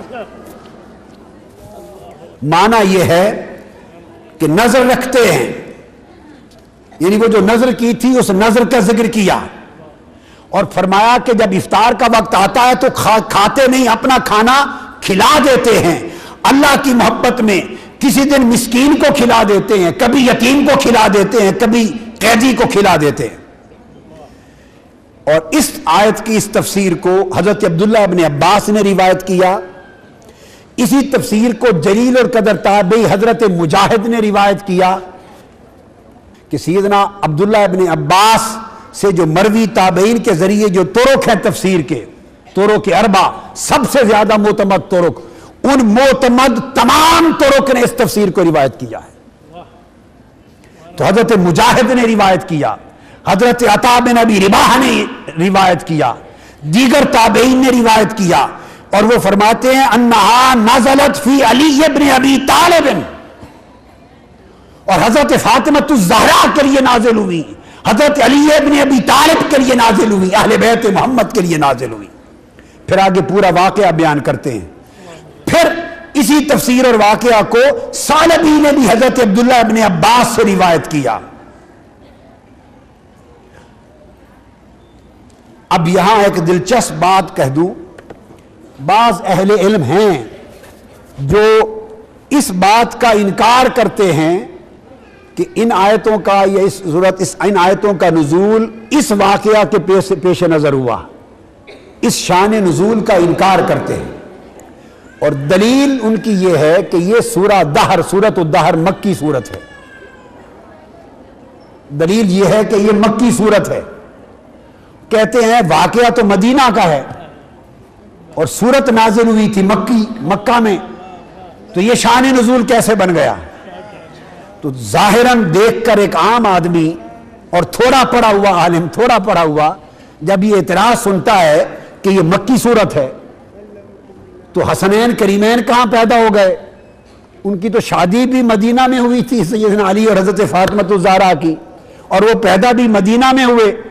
سورت ہے مکی، تو یہ شان نزول کیسے بن گیا؟ ایک عام آدمی گھبرا جاتا ہے، اور یقیناً علم کی کمی ہو تو گھبراہٹ ہی ہوگی. اس کا جواب دینا چاہتا ہوں، اور یہ جواب بہت ائمہ تفسیر نے دیا، مگر قاضی ثناء اللہ پانی پتی کو یاد رکھ لیں، انہوں نے بھی تفسیر المظہری میں اس کا جواب دیا، قاضی ثناء اللہ پانی پتی نے. اور جواب یہ دے رہا ہوں، اس میں کوئی شک نہیں کہ سورت مکی ہے، مگر یاد رکھ لیں کسی سورت کا مکی ہونا یا مدنی ہونا اس بات کو لازم نہیں ہے کہ اس سورت کی کوئی ایک آیت یا 2 4 5 10 آیتیں بھی اگر مکی سورت ہے تو مدینہ میں نازل نہیں ہو سکتی، یا مدنی سورت ہے تو مکہ میں نازل نہیں ہو سکتی. یہ سرے سے کوئی تصور اصول تفسیر میں نہیں ہے۔ بے شمار صورتیں ایسی ہیں جو مدنی ہیں، مگر جب آقا علیہ السلام مکہ حج کے لیے گئے تو سفر میں مکہ میں نازل ہوئی، حتیٰ کہ سورہ مائدہ یہ خود مدنی صورت ہے، اور آخری صورت الیوم اکملت لکم دینکم واتممت علیکم نعمتی جو آخری نازل ہوئی صورت سورہ مائدہ کی، یہ مکہ میں نازل ہوئی جب حجت الوداع فرما رہے تھے۔ حجت الوداع فرما رہے تھے، مکہ کے میدان عرفات میں نازل ہوئی، صورت ہے مدنی۔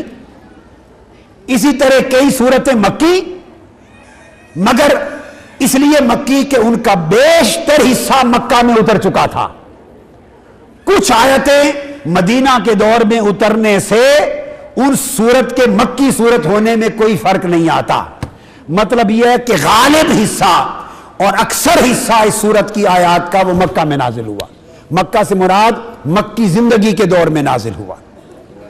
اور کوئی صورت مدنی ہو اور مکہ میں اس کی کچھ آیتیں نازل ہو جائیں تو فرق نہیں پڑتا۔ مطلب یہ ہے کہ بیشتر آیتیں ساری دور مدنی میں نازل ہوئی، اور کبھی اگر مکہ کے سفر میں بھی کوئی صورت اس صورت کی آیتیں نازل ہو گئیں تو سٹل وہ صورت مدنی ہی رہتی ہے، اور اگر کچھ آیتیں مدینہ میں نازل ہو گئی تو سٹل پوری صورت مکی رہتی ہے۔ یہ اصول تفسیر کا مسلمہ قاعدہ ہے، مسلمہ قاعدہ ہے۔ یہ ایک جواب۔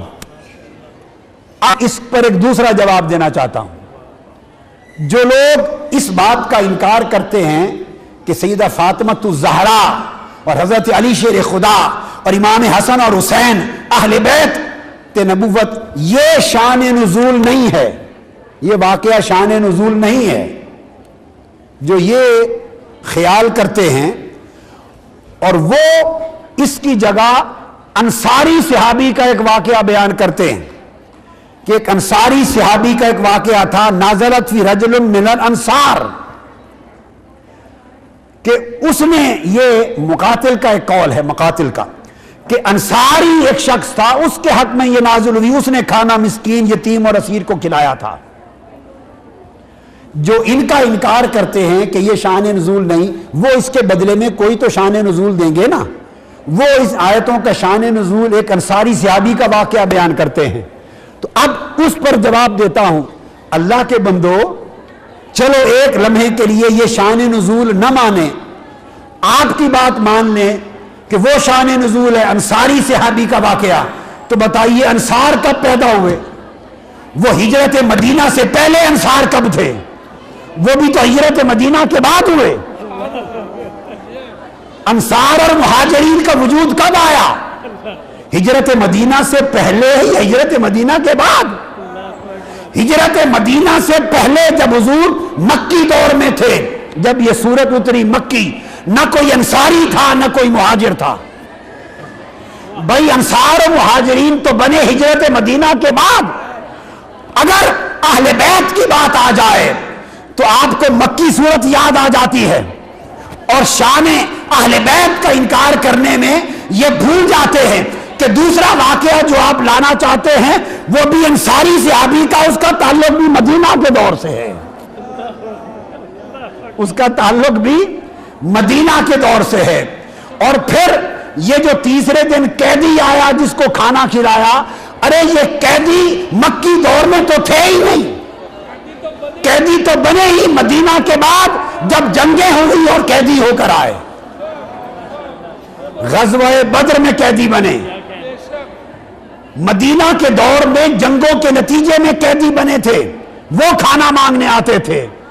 تو جب آپ قرآن نے کہا کہ قیدی کو کھانا کھلایا تو قیدی کے لفظ نے ثابت کر دیا کہ واقعہ مدینہ کے دور کا ہے،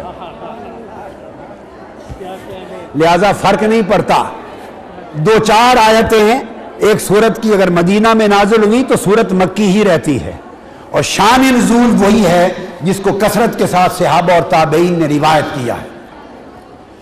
اب یہ سیدہ فاطمہ الزہرا نے یتیم مسکین اور قیدی کو کھانا دیا، خود فاقہ کیا، اس پر سورۃ الدہر میں اللہ رب العزت نے ان کا ذکر کر دیا، اور ذکر کر کے پھر آگے یہاں تک نہیں، پھر اس کے بعد ان کو کہا کہ پھر ان کو جنتیں نصیب ہوں گی، اور جس طرح خود پیاسے اور بھوکے رہے یہ جنت میں پیاسوں کی پیاس بجھائیں گے، ان کو چشمے عطا کیے جائیں گے اور ان کے اشاروں سے جنت کے چشمے چلیں گے، جس کو پلانا چاہیں گے پلائیں گے، ان کے اتنے درجے عطا ہوں گے۔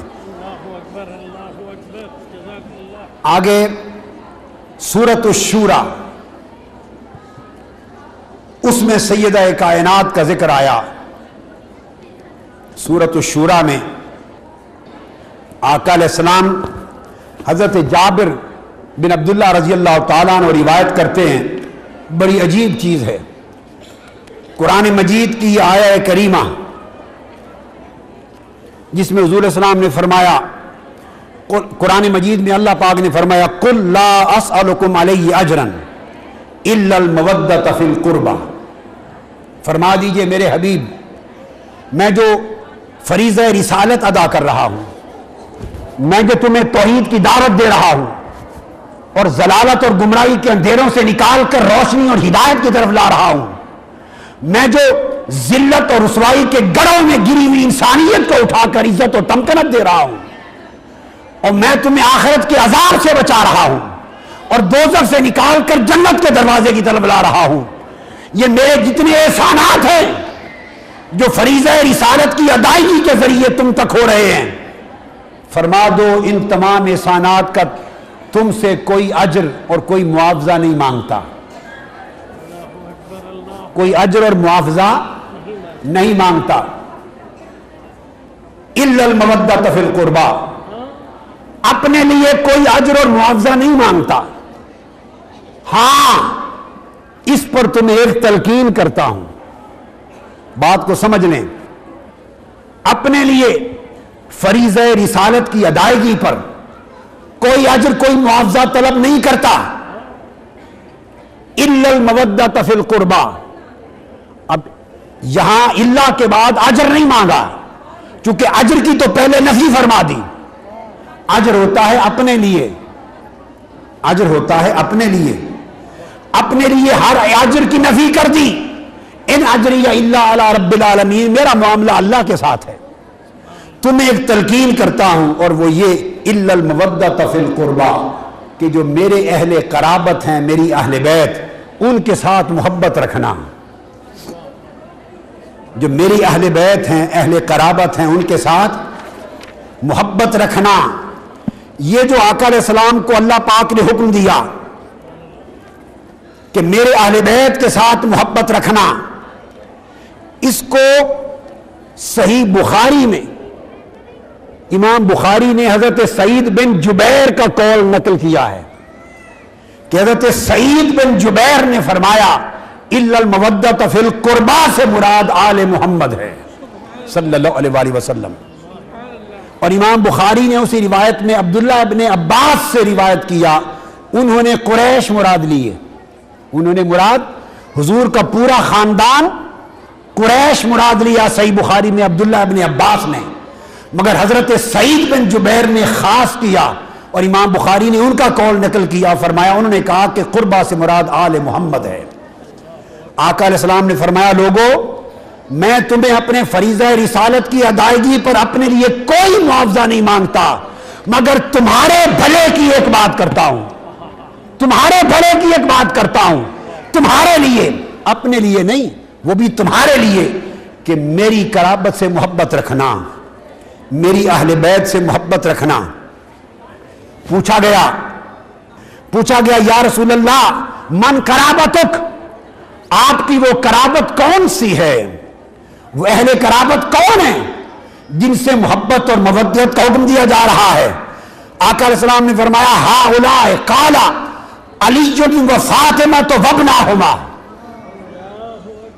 فرمایا یہ قرابت جو میری پوچھ رہے ہو وہ قرابت میری علی ہے، فاطمہ ہے، حسن ہے اور حسین ہے۔ اور مفسرین نے اس میں یہ بھی مراد لیا کہ بنو ہاشم اور بنو عبد المطلب حضور کا سارا خاندان جن پر صدقہ حرام ہے وہ حضور کی قرابت ہے، کسی نے کہا حضور کی آل قیامت تک قرابت ہے. آقا علیہ السلام نے فرمایا انی تارکن فیکم الثقلین کتاب اللہ و اہل بیتی. اے لوگو میں تمہارے اندر دو وزنی چیزیں چھوڑے جا رہا ہوں جو تمہارے ایمان کے بچاؤ اور حفاظت کا باعث ہوں گی. ایک اللہ کی کتاب، ایک میری اہل بیت. اور فرمایا اذکرکم اللہ فی اہل بیتی، میں اپنی اہل بیت کے معاملے میں تمہیں خدا کا خوف یاد کراتا ہوں، کہیں ان سے سوء خلق نہ کرنا. اور پھر صحیح مسلم میں دوسری روایت میں آقا نے فرمایا کہ اگر ان دونوں کو اکٹھا تھامے رکھو گے تو کبھی گمراہ نہیں ہوگے، اور قرآن اور میری اہل بیت آپس میں کبھی جدا نہیں ہوں گے، اور حوض کوثر پر یہ دونوں اکٹھے میرے پاس آئیں گے. یہ صحیح مسلم میں، جامع ترمذی میں، صحاح ستہ اور کثیر کتب میں اسناد صحیح کے ساتھ احادیث صحیحہ ہیں. تو فرمایا یہ قرابت ہے. اب ایک سوال پیدا ہوتا ہے، بعض لوگ اس پر اعتراض کر سکتے ہیں، اور بعض ذہن جو اہل بیت کی محبت کی نعمت سے خالی ہیں، یا بعض دل، ان دلوں یا ذہنوں میں ایک خیال آتا ہے، حضور علیہ السلام کی شان اقدس میں تنقیص کے لیے معاذ اللہ خیال آتا ہے. وہ یہ کہ پہلے تو فرمایا کہ قل لا اسألکم علیہ اجرا، کہ میں تم سے کوئی اجر نہیں مانگتا اس رسالت کے فریضے کی ادائیگی پر اور احسان رسالت پر، اجر نہیں مانگتا. پھر الا المودۃ فی القربہ، پھر اگر اپنی قرابت کے ساتھ اپنی اہل بیت سے محبت مانگ لی تو ان کے ذہنوں میں یہ خیال، بعضوں کے ذہنوں میں آتا ہے کہ پھر اپنی قرابت کی محبت مانگ لی تو یہ تو اجر تو مانگ لیا. معاذ اللہ. اس کا جواب ائمہ تفسیر نے دیا ہے. قاضی ثناء اللہ پانی پتی نے بڑی لطیف اور پیارے انداز کے ساتھ جواب دیا تفسیر المظہری میں. وہ فرماتے ہیں کہ آقا علیہ السلام نے جو الا المودۃ فی القربہ کہا، اصولی بات یہ ہے، یہ امام بغوی نے بھی روایت کیا اس کو، یعنی امام بغوی نے، امام جلال الدین سیوطی نے، امام قرطبی نے، امام رازی نے، کوئی تعداد کی حد نہیں ہے، ہر امام نے اس کو بیان کیا.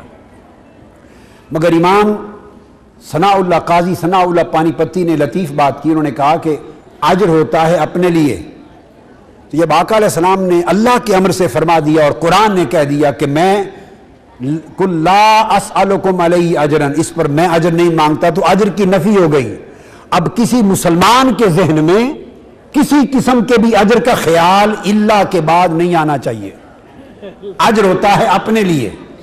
تو اب سوال پیدا ہوتا ہے کہ جب اپنے لیے تو اجر کی نفی پہلے ہی کر دی، اجر کی نفی پہلے کر دی اللہ کے اذن سے، تو سوال یہ ہوا کہ جو اپنے اہل بیت کی محبت مانگی وہ حضور نے اجر نہیں مانگا، وہ اجرت تو نہیں ہے، پھر کیا ہے؟ وہ فرماتے ہیں وہ جو اہل بیت کی محبت بتائی وہ حکم دیا، اجر نہیں مانگا، امت کو حکم دیا.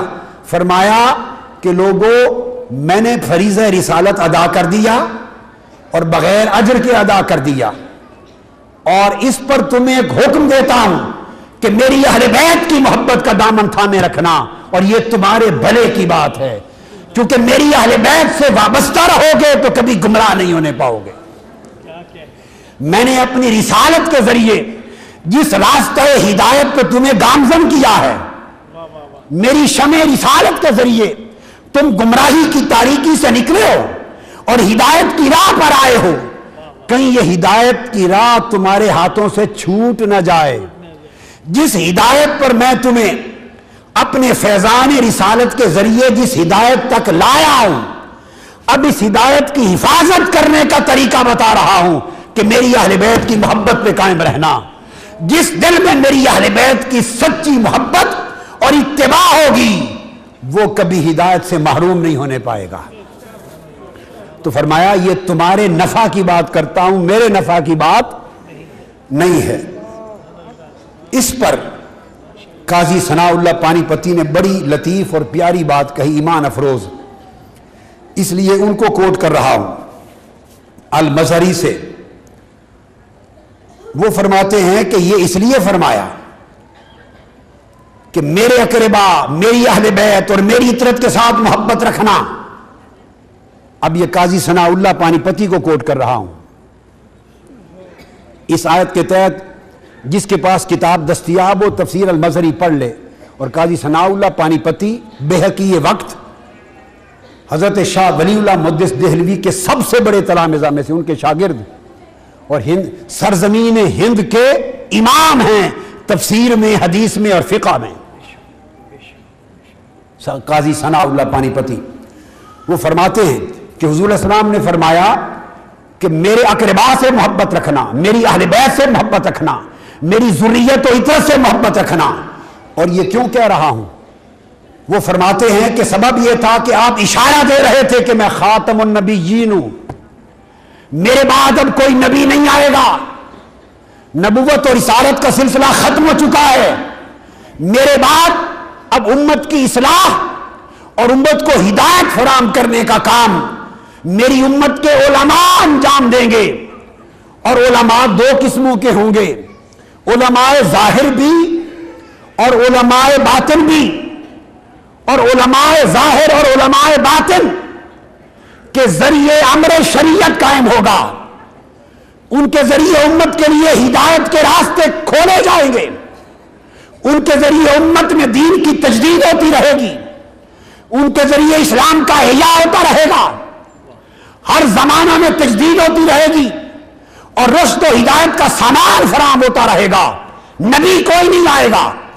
بنی اسرائیل میں ہر نبی کے بعد نبی آتے تھے، مگر میرے بعد اب ائمہ ہوں گے، علماء ظاہر و باطن ہوں گے. تو آقا علیہ السلام نے فرمایا یہ اشارہ دے کر، اور فرمایا کہ سب سے بڑھ کر علم ظاہر اور علم باطن کے امین اور حامل جو اس امت میں پیشوا آئیں گے وہ میری اطرت اور میری اہل بیت میں سے ہوں گے. یہ اشارہ دیا، اس لیے پہلا اعلان کر دیا حضرت علی کی طرف، انا مدینۃ العلم والی بابھا.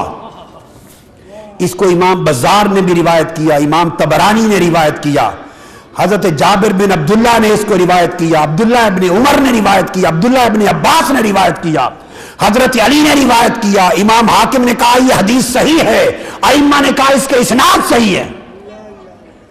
فرمایا دیکھو میں علم کا شہر ہوں، اور علم سے مراد علم ہدایت ہے. میں علم کا شہر ہوں اور علی اس کا دروازہ ہے. یعنی اپنی اہل بیت کے پہلے امام کا نام بتا دیا کہ علی شہر علم مصطفیٰ کا دروازہ ہے. تو میری اہل بیت چونکہ حضرت فاطمہ کے بطن سے چلنی ہے تو ذریت فاطمہ ہی ذریت مصطفیٰ ہوگی، نسل فاطمہ ہی نسل محمد ہوگی، اولاد فاطمہ ہی اولاد مصطفیٰ ہوگی. میری ساری امت میں ظاہر اور باطن کے علماء آئیں گے، مگر جتنی کثرت سے میری اولاد اور ذریت میں آئیں گے اتنے کسی اور جگہ نہیں ہوں گے. اس لیے فرمایا میری اہل بیت سے محبت رکھنا، مطلب یہ تھا کہ میری اہل بیت سے جڑے رہو گے تو ظاہر کے امام اور علم کے امام اور باطن کے امام اور ولایت و معرفت کے امام جتنی کثرت سے میری اہل بیت میں آئیں گے کہیں اور نہیں ملیں گے، تو تمہیں ان سے روشنی ملتی رہے گی. تو امام قاضی ثناء اللہ پانی پتی فرماتے ہیں، اس لیے المظہری میں وہ لکھتے ہیں کہ لوگوں اگر اس فرمان نبوت کی تصدیق چاہتے ہو تو فرماتے ہیں کہ تمام اولیاء اللہ کے سلاسل کو دیکھ لو. اب یہ قاضی ثناء اللہ کی میں کوٹ کر رہا ہوں عبارت اردو میں، وہ تو عربی میں ہے. فرماتے ہیں اگر اس امر کی تصدیق چاہتے ہو، اس پر گواہی اور شہادت چاہتے ہو تو تمام اولیاء اللہ کے سلاسل کو دیکھ لو. اولیاء کے سب سلسلے مولا علی اور مرتضیٰ پہ ختم ہوتے ہیں. اب وہ الا المودۃ فی القربیٰ کا راز بتا رہے ہیں کہ تمہارا بھلا کیسے ہے حضور کی اہل بیت سے محبت رکھنے میں. فرماتے ہیں کہ وہ ائمہ اہل بیت سارے ولایت و معرفت کے امام ہوئے، اور کل امام ائمہ اہل بیت کی طرف رجوع کرتے. خود امام اعظم ابو حنیفہ کے اساتذہ میں سے 9 شیوخ اور 9 اساتذہ ائمہ اہل بیت تھے. امام اعظم ابو حنیفہ امام جعفر صادق کے بھی شاگرد تھے، حضرت امام محمد الباقر کے بھی شاگرد تھے، اور علاوہ اس کے نفس زکیہ کے بھی شاگرد تھے، محمد بن حنفیہ کے بھی شاگرد تھے، 9 امام صرف اہل بیت میں سے تھے جن کے وہ شاگرد تھے۔ اسی طرح تمام علماء ظاہر و باطن ان کا مرجع اہل بیت اطہار تھے۔ اور پھر قاضی ثناء اللہ پانی پتی فرماتے ہیں کہ علم ظاہر کے امام بھی اہل بیت میں کثرت سے ہوئے، اور ولایت کے امام اولیاء بھی اہل بیت سے کثرت میں ہوئے۔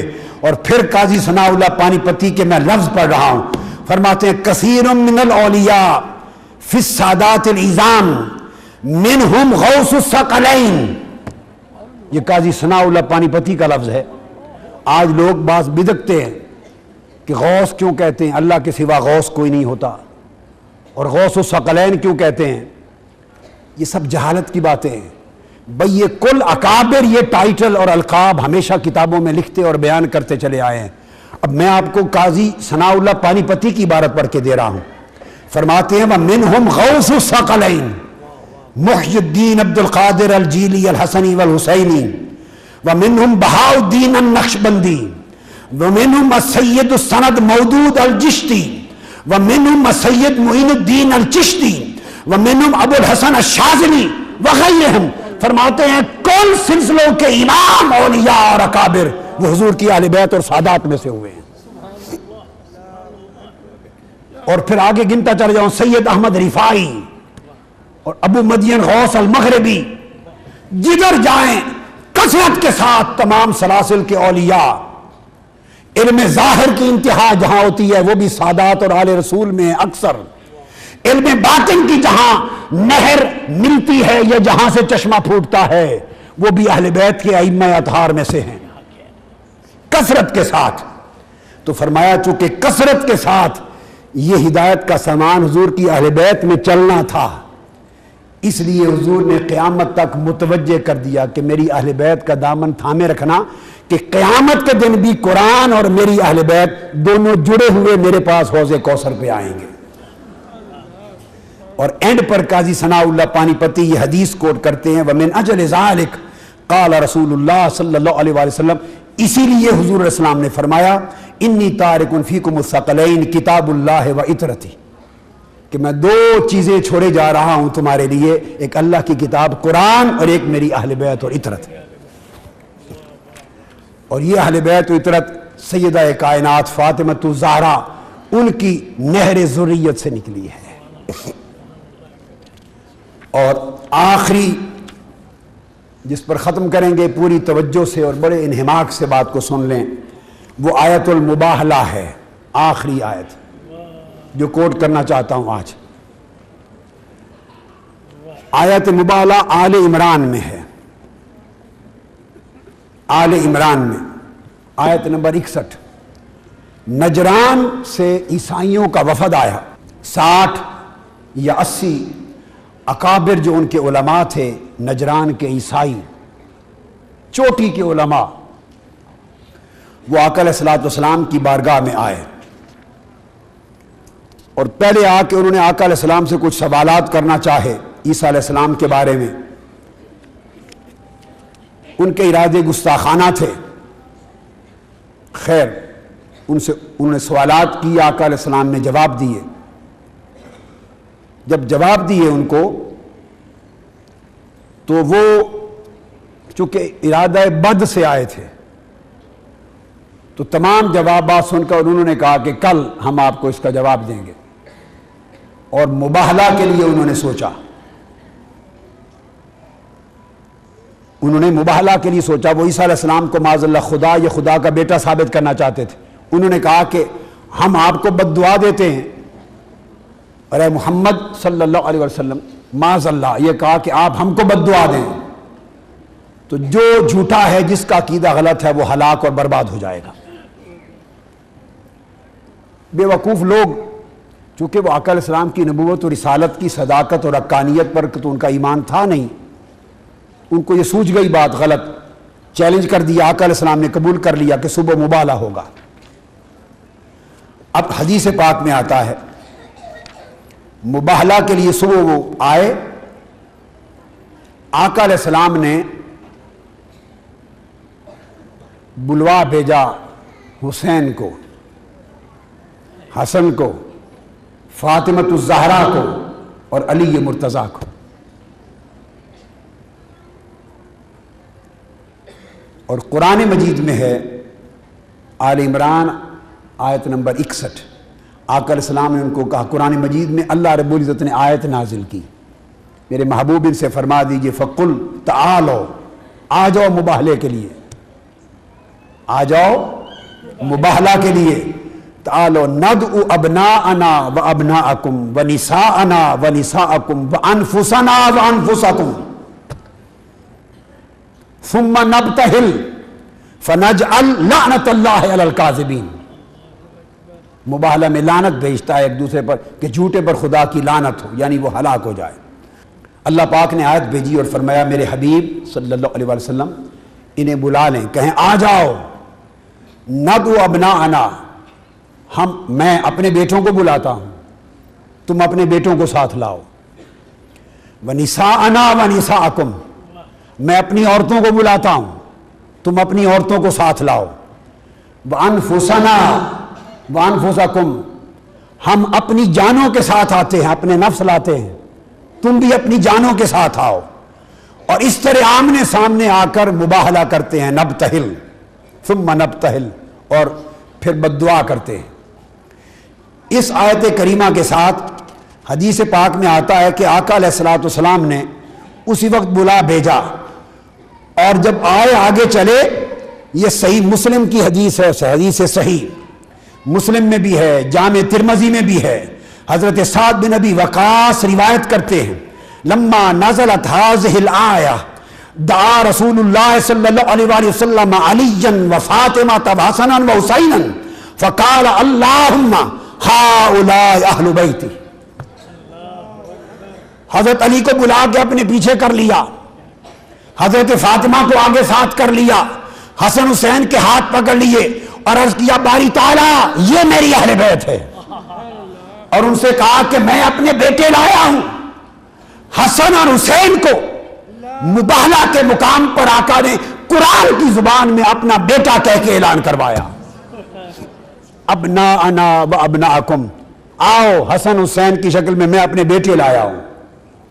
اس لیے آقا علیہ السلام نے یاد رکھیں 3 ہستیوں کے لیے سید کا لفظ استعمال کیا۔ آپ کو بتاؤں سید کہاں سے چلا اور سادات کیسے بنے۔ آقا علیہ السلام کہ اپنے دور میں تو سید کا کوئی تصور نہیں تھا، خاندان کا، نسب کا، حضور تو قریش تھے، ہاشمی تھے، قریشی تھے، ہاشمی تھے، مطلبی تھے، عبد المطلب کے پوتے تھے، بنو ہاشم تھے، قریش تھے۔ آپ نے امر الہی سے اللہ رب العزت نے حضور کو سید کا ٹائٹل دیا،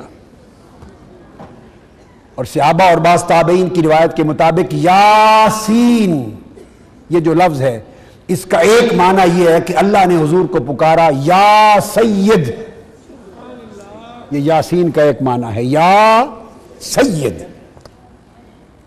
تفاسیر بڑی پڑی ہیں تابعین کے اقوال سے، ائمہ تفسیر کے اقوال سے، اور آقا علیہ السلام نے اپنے آپ کو فرمایا انا سید ولد آدم ولا فخر، میں کل نسل بنی آدم کا سید ہوں، سردار ہوں۔ تو حضور نے خود کو سید کہا، پہلا سید اس کائنات میں، تاجدار کائنات صلی اللہ علیہ وآلہ وسلم۔ اب دوسرا شخص کون جس کو سید کہا؟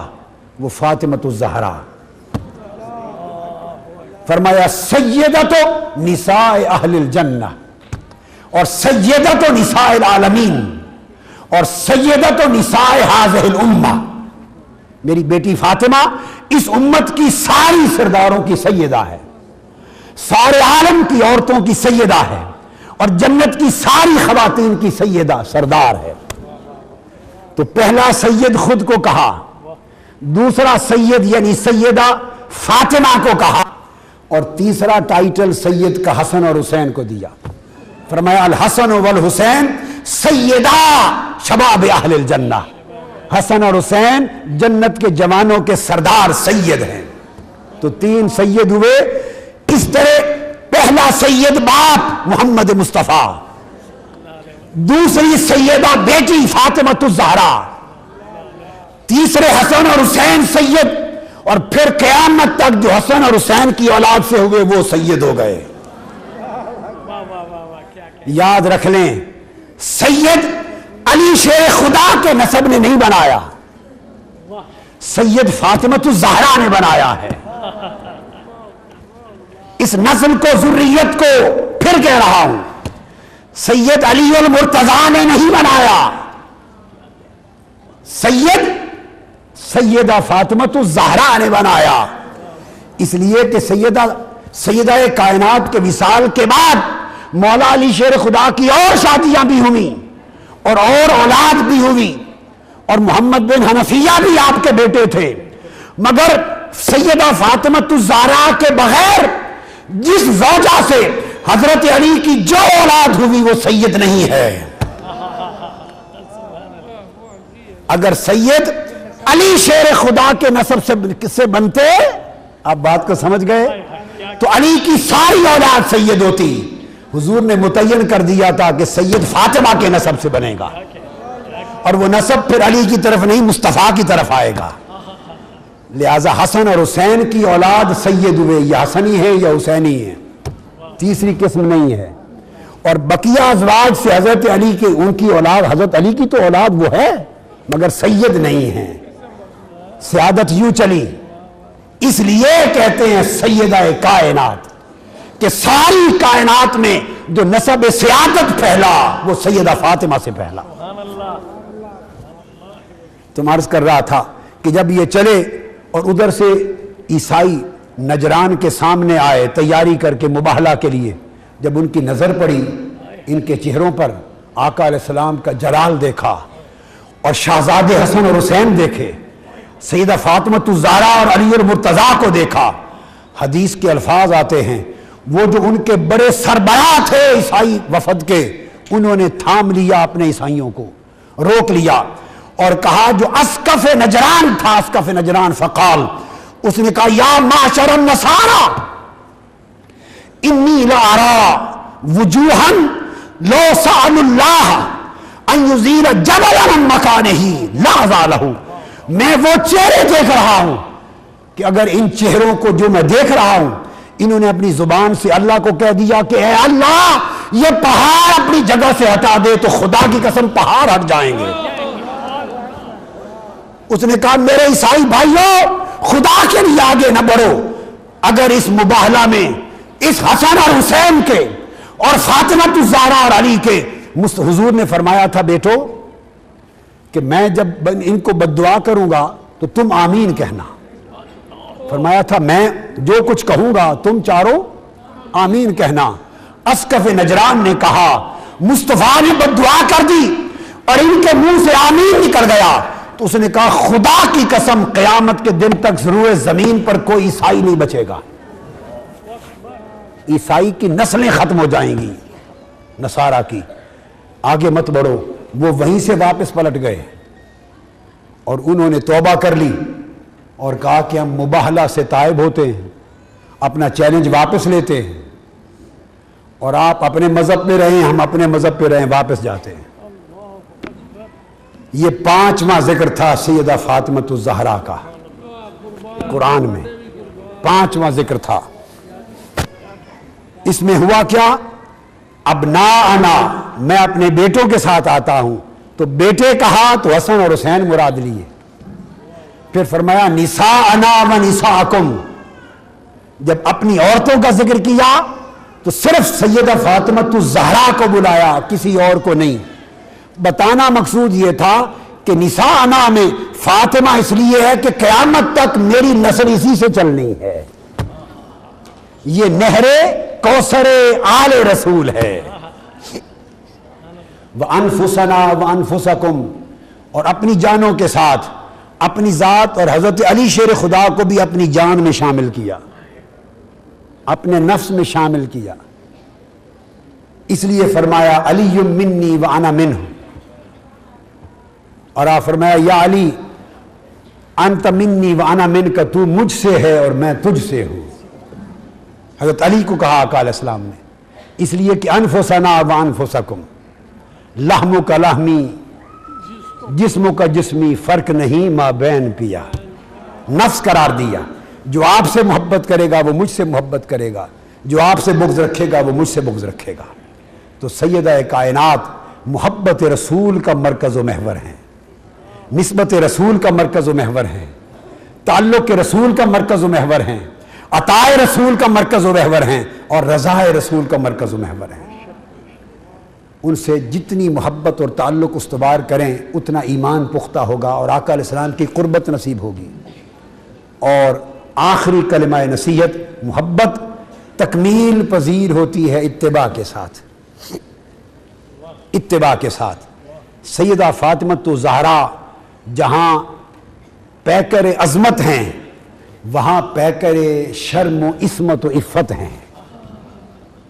शर्म और हया का पैकर फ़ातिमा ज़हरा जैसा कायनात में कोई नहीं हुआ। लिहाजा अपनी ज़िंदगियों में शर्म, इस्मत, इफ़्फ़त, पर्दादारी और हया इतना बढ़ाएं कि आप फ़ातिमा ज़हरा की कुर्बत पा लें।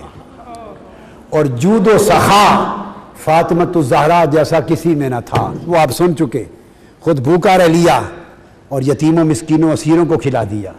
तो थोड़ा मिले या ज़्यादा मिले, सखावत किया करें, सदका किया करें, खैरात किया करें, बांटा करें। जितना आपका हाथ और आपका दिल जितना ज़्यादा सखी होगा, बात सुन लें, उतना आप जन्नत के करीब होंगे। आपके हाथ और आपके दिल जितना ज़्यादा सखी होंगे, सखावत जितनी बढ़ेगी हाथों में और दिल में और नफ्स में, उतनी जन्नत की कुर्बत होगी। अब इस हाथ की सखावत में है गरीबों को, रिश्तेदारों को, हकदारों को माल खैरात करना, और दिल की सखावत में है रिश्तेदार, शरीक लोग, अइज़्ज़ा, अकाबिर, अच्छे बुरे, दोस्त, दुश्मन, हर एक को माफ़ करते रहना, हर एक को माफ़ करते रहना और हर एक से भलाई करना, ये दिल की सखावत है। और आका अलैहिस्सलाम ने फरमाया, मेरी उम्मत के अब्दाल और बड़े बड़े औलिया भी जन्नत में जाएंगे तो कसरत की इबादत और नफलों की वजह से और कसरत सयाम की वजह से, रोज़े और नमाज की कसरत की वजह से नहीं, दिलों की सखावत की वजह से जन्नत में जाएंगे। जिनके दिल सखी होते हैं वो चुगली नहीं करते, गीबत नहीं करते, कुड़ते नहीं हैं, किसी के लिए दिल तंग नहीं करते, सास हो या बहू हो, नंद हो या भावज हो, रिश्तेदार हो या गैर रिश्तेदार हो, कोई अच्छाई करे या बुराई करे, खातिर में नहीं लाते, अल्लाह की रज़ा के लिए हर एक को माफ़ करते रहते हैं और हर एक से भलाई करते रहते हैं। इस किरदार को अपना लें तो सैयदा फ़ातिमा ज़हरा के करीब हो जाएंगी। और तीसरी चीज़ कसरत इबादत, ये हज़रत फ़ातिमा ज़हरा का शेवा है। इमाम हसन मुज्तबा फरमाते हैं, खुदा की कसम मैंने अपनी माँ से बढ़कर किसी को इबादत गुजार नहीं देखा। हसन मुज्तबा ने कहा, तो मैं रात शुरू होती तो मैं उनको मेहराब में देखता और फजर तुलू होती तो मेहराब के सजदे में देखता, सारी रात इबादत करती। ये फ़ातिमा ज़हरा है। तो कसरत इबादत का नाम फ़ातिमा ज़हरा है, कसरत शर्म व इफ़्फ़त का नाम फ़ातिमा ज़हरा है, और कसरत जूद व सखावत का नाम फ़ातिमा ज़हरा है। अल्लाह तबारक व तआला इस कौसर के करीब कर दे आपको, जो कौसर मोहम्मद हैं, जो कौसर मुस्तफ़ा हैं। अल्लाह तबारक व तआला अपनी रहमत फरमाए, अपना करम करे। और दुआ करता हूँ कि आपकी ये मजलिस कबूल हो और इसके असरात बरकत के साथ दूर तक पहुँचे। वमा अलैना इल्लल बलाग। इश्क सरबो समन